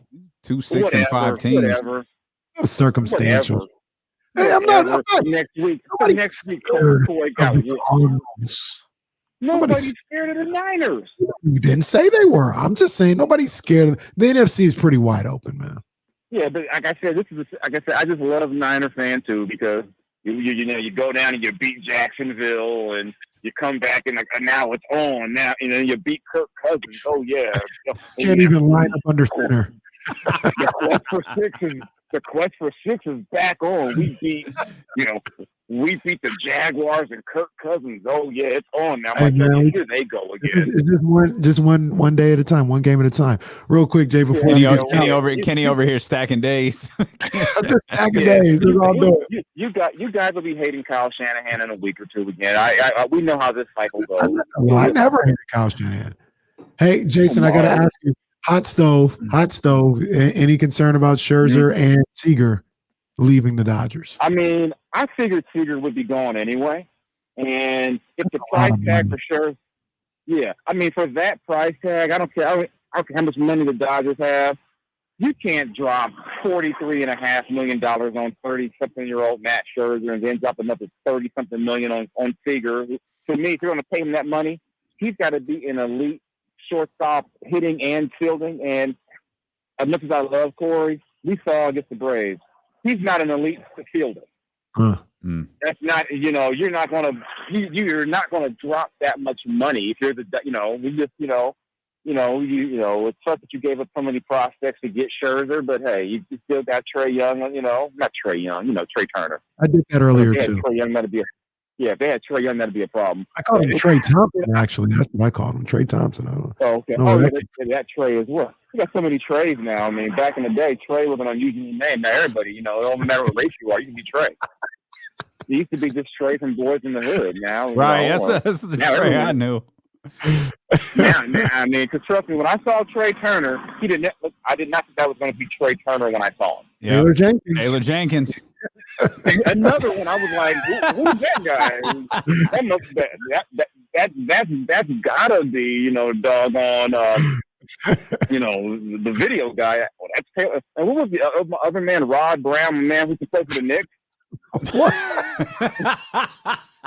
Was it like Rod Brown or something? I'm like, there's got to be a whole list of guys like that. Ty Jerome that look like Ty Jerome. He's up. That might be top 5 dead or alive. There's got to be a list of them. Just the players that when you saw the name, you did not think you were going to get. Hey, okay. Do you know Steve Kerr's son's name? Not off the top of my head, no. It's Nick. That's what I thought. So we're just gonna let. I'm not touching that one. I'm not touching that one. I'm gonna call him Nicholas. I'm not touching that one. I just don't know how no one's. I'm just calling him. Hey, what's going on, man? How did no one pull those two aside? They won't blow up my mentions with that one. They will not blow up my mentions. I like Steve Kerr. How did him. Man, they will not blow up my mentions with that one. They will. I believe young Kerr went to Cal as well. I believe so. Hey, I am not touching that one. I'm going to leave that one alone. All right. I'll let you. Hey, everyone, if you want to put someone's mentions, that was at Damian Barling. That was I'm a broadcast journalist. I was just asking a question. That's all I'm doing. You mentioned Nicholas Kerr. Nicholas Kerr. That's what I'm gonna call him from now on. I thought his name was Nick, but see, I didn't. Even my twisted mind didn't go there. No. And I'm pretty messed up in the head with some of the things I come up with that I laugh at. You guys follow me on Instagram. I'm pretty crazy. I'm telling you, I just introduced him. This is my man's right here. This is son of Steve. My man. You don't need to know more. He can tell you his name if he wants to. It's just my man's right here. My man's in them. Nick K. Nick K was his name in school, I'm sure. We're not gonna. Yeah, we're gonna keep it nice and family friendly for young Kerr. But Nick, I like Steve Kerr a lot. So that's my guy. I've talked to him a few times. He's real cool. Actually remembers my name. He's cool. That's one of my flexes if Steve Kerr knows me. Well, our flex is that Jason Jones knows us, man. We appreciate you hanging out with us. You got to get a better flex than that, man. I don't carry much. I don't carry much weight in these streets. Works for me. They'd be like, "What you know, Jason? You know, Jason? Jason. I'm gonna go look at the rest of Steve Kerr's family, so I know whose name matters right now. Thanks for you guys. Jason, we appreciate you, man. Thanks, bro. All right, guys, I'll take you care. I'll talk to you later. All right. That's Jason Jones of The Athletic right there. Ooh, yeah. Oh, Claude, have mercy. It's because we could skate all over the place. It is, man. It's a 49ers Monday brought to you by City Center Financial. Refinance today below 1.99% APR at 1-866 GO City 6 KC. That's the good news. Mm-hmm. The bad news. Kyle Shanahan said Deebo Samuel is expected to miss 1 to 2 weeks with a strained groin. Now, I guess that's not end of the world news. It's actually good news. That's what I expected. That's what I expected. 1 to 2 weeks. Okay. It's okay. All right. I wanted to make sure it wasn't a 4 to 6 week injury. I wanted to make sure that he'd be back for the stretch run. That's what it's kind of looking like. So, it's actually good news, Damien. Okay. All right. Well, I guess with the resurgence question mark of Brandon Ayuk, again, you don't replace Deebo. You can't replace Deebo. But if you had to, like Brandon Ayuk, that's damn near as close as you could possibly get. Elijah Mitchell there. Like you've got some things that are going your way right now. I'm not going to say losing Deebo doesn't change some things. It does because he's not great of a player. But he's all pro. He's all pro. He's hands down all pro this year. Yes, indeed, man. So just get him healthy. You want him there after. Remember what I said? It was a 5-game stretch. I said if you go, you want to go 3-2 in that 5-game stretch. It was Jacksonville, who they put Minnesota, Seattle, Cincinnati, Atlanta. You're already 2-0. I'm not saying I want 2 losses. I'm just saying you have room for that. So if you get one of these wins, preferably to have that win come against Seattle and or Atlanta, because you need that conference win, you'll be all right. You'll be all right.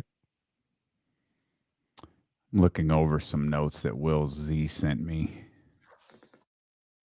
Kings are a really bad shooting team.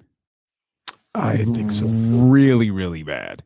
Yeah. I know Tim Maxwell published something. The Kings Herald posted something today. Will Z was working on his own stuff, and he sent it my way. He's like, you got to take a look at some of these numbers. And there have been 220 players to shoot at least 20 wide open threes this year. The Kings have 5 players in the bottom 26. And that's Davion, De'Aaron, Mo, Freeport, and TD. Terrence Davis is dead last. Tragic. Man, wide open threes. Wide open threes. These are you're getting wide open looks, and they just breaking them. Man. So and I guess that poses the question, like, is the offense running as it's supposed to, and they're just not hitting the shots? Because if we're talking about, but I don't, and maybe I'm not a savant enough to truly understand what a wide open three is. I don't know if them shots that Buddy takes are considered wide open, where he comes off the pick and he's literally right next to them. So it's like, not only does he have the player from the opposing team right next to him, his teammate is crowded up right next to him too. I don't know if that counts as an open three because there's no one directly in front of him, but he takes a ton of those and they never look good. And he's missed at least 2 in the last 4 games that haven't hit anything. They have been those plays where he comes off the screen, he's right next to the guy, he's right next to his screener, and he pulls up and misses everything. His feet aren't even set. He's like leaning in, running it like it's just, and then like you said, he just airballs. But it's a pandemic of bad shooting within the Kings organization, within this Kings team. Very accurate. They can't shoot right now, man. That's hopefully it changes. That's all you can hopefully it changes. That's all you can do. You gotta hope that this isn't who they are for the entire season. And somebody in that group, in that group of 5, we talk about college football, a group of 5 at the bottom right there. It's 2 of those guys, maybe not all 5 of them, 2 of them, just start shooting the ball a lot better. Maybe that changes your fortunes. And I wonder what it takes we've seen teams get hot, and I don't even know that we're talking about a team getting hot. We're just asking them not to be bad. That's it. Like don't fall into these patterns where you're 9 of 40 something or single digit makes on threes if you're going to take, 35 plus every game. It's the same story again, though. Don't be just like don't be like the worst in the league and you can be in the playing situation, because that's where they're at right now. And they're like 2 games out. If you weren't the worst in the league or down there at the bottom, whether it's with defense or with shooting, whatever it is this year, because it's always something, whatever it is this year, if you just weren't the worst in the league, we could have that play-in goal reached. But right now, they can't help but be in the worst in the league at something or multiple things. This team doesn't even need to. It's like you talk about a lot of clubs. Yeah, if they hit on all cylinders, they do this, they do this. That's not even what we're talking about. We're talking about getting a couple of guys to shoot better. That's it. Because again, it's the question of if they're wide open threes, the offense is running as Alvin Gentry or Luke Walton wants it to. It's creating these open shots. You're just not making them. Maybe, again, I don't know. I'm just a dude who sits and watches basketball. Maybe with the offense functioning as it's supposed to, but the guy's not hitting the shots, maybe you have to adjust the offense a little bit. Adjust it to what? To getting to the basket, to going back to those De'Aaron Fox plays that we were talking about earlier, where everything that you're taking isn't a 3, contested or otherwise. You're working to get baskets somewhere else. What you're saying is go against what you go against what you told me to do. Run something for Rashawn Holmes. What you're saying makes sense, but who's going to get to the basket? Like, they run the pick and roll and it doesn't work. They just collapse because they got guys out there missing shots. This is the age-old question here. Who can you get to? Davion? Yeah, it'll work every now. Like, it's just the way that, now this is where I will say the construction of the team. They're not constructed to do anything but shoot threes. They don't have anybody that they're not constructed very well to do that. The only person that is like you can give them the rock and they'll get into the paint and get to the line is Harrison, and De'Aaron does too. But Tyrese can hit mid-range. I don't feel like he gets to the basket, but he can. He can step in. Tyrese got to be more aggressive. Well, that's tomorrow. Tune in tomorrow. D'Lo and KC will preview the Laker game and we'll explain how and why Tyrese Halliburton needs to get significantly more aggressive. It's 49ers Monday, brought to you by Gilmore Heating, Air, and Plumbing. Right now, Gilmore is offering Niner fans $49 furnace safety inspection. Just mention this ad. You get more with Gilmore. Your team is 6-5 now, very much back in the playoff hunt. We'll have our power rankings tomorrow, which will be a whole lot of fun, man. Shout out to Lester Elliott, Jackson Wrigley, and Michael Henderson, just to name a few. They're repping over there on the Cyber Monday sale at DeLoandKC.com. 30% off everything over there, including these effing hoodies we got on right now. So again, DeLoandKC.com. Cyber Monday continues to roll, as we will tomorrow here at noon on Sacramento's #1 sports station, ESPN 1320. Holla. I think I got them all in. Man, I don't think Lester's in the chat, man, but Lester, he reps us pretty well over there at DeLoandKC.com. Ordered for the culture hoodie, a blue bottle joint in the Red City edition black bottle tee. Big ups. And I know that ain't his first order either. Same with Jackson. I know Jackson's the first person to order a phone case. He ordered the blue edition phone case. We'll see. I'm taking the jog. I took the joggers off, by the way, to everybody who was curious. Not that a single person asked. I hid the joggers right now because they just take too damn long to get out.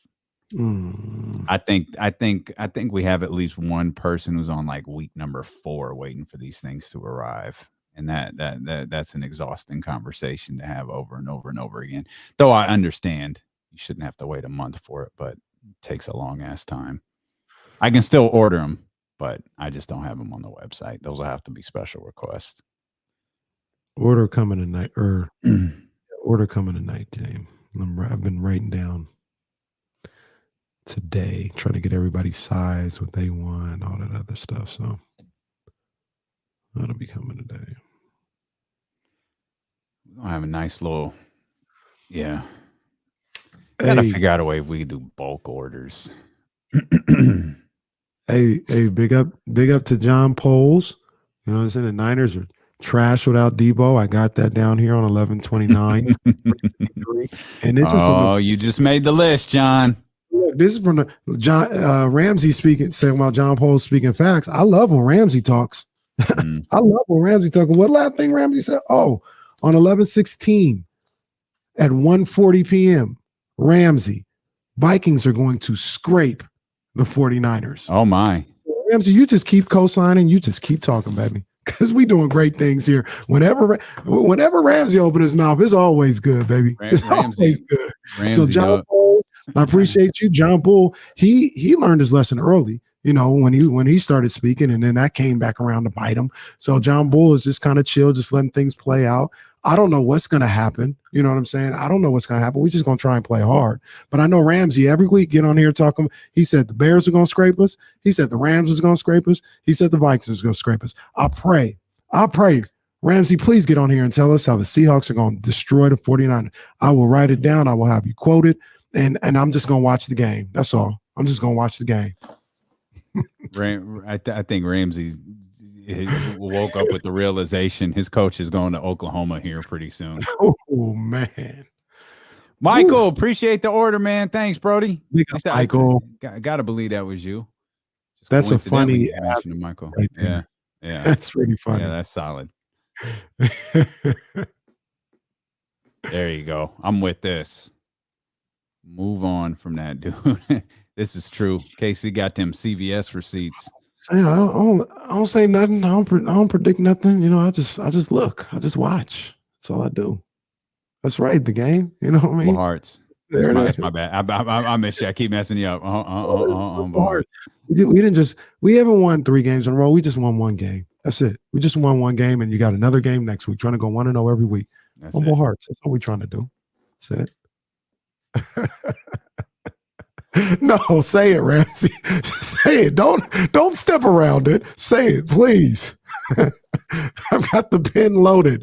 Please tell me how we're losing by 30. I'm ready. Don't tiptoe around it. Pin out. Oh man. That's what I'm saying. I don't even think it's recent. Like I think it's that's why I'm like, how do they find these things? How do we find these things?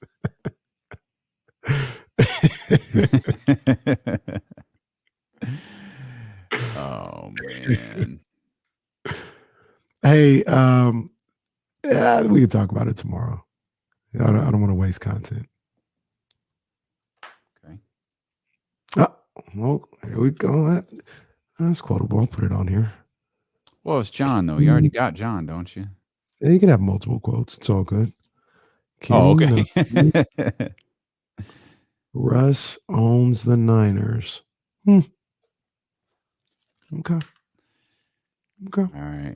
Y'all got him worked up. I think my man's turning into Aretha Franklin. He needs a great player.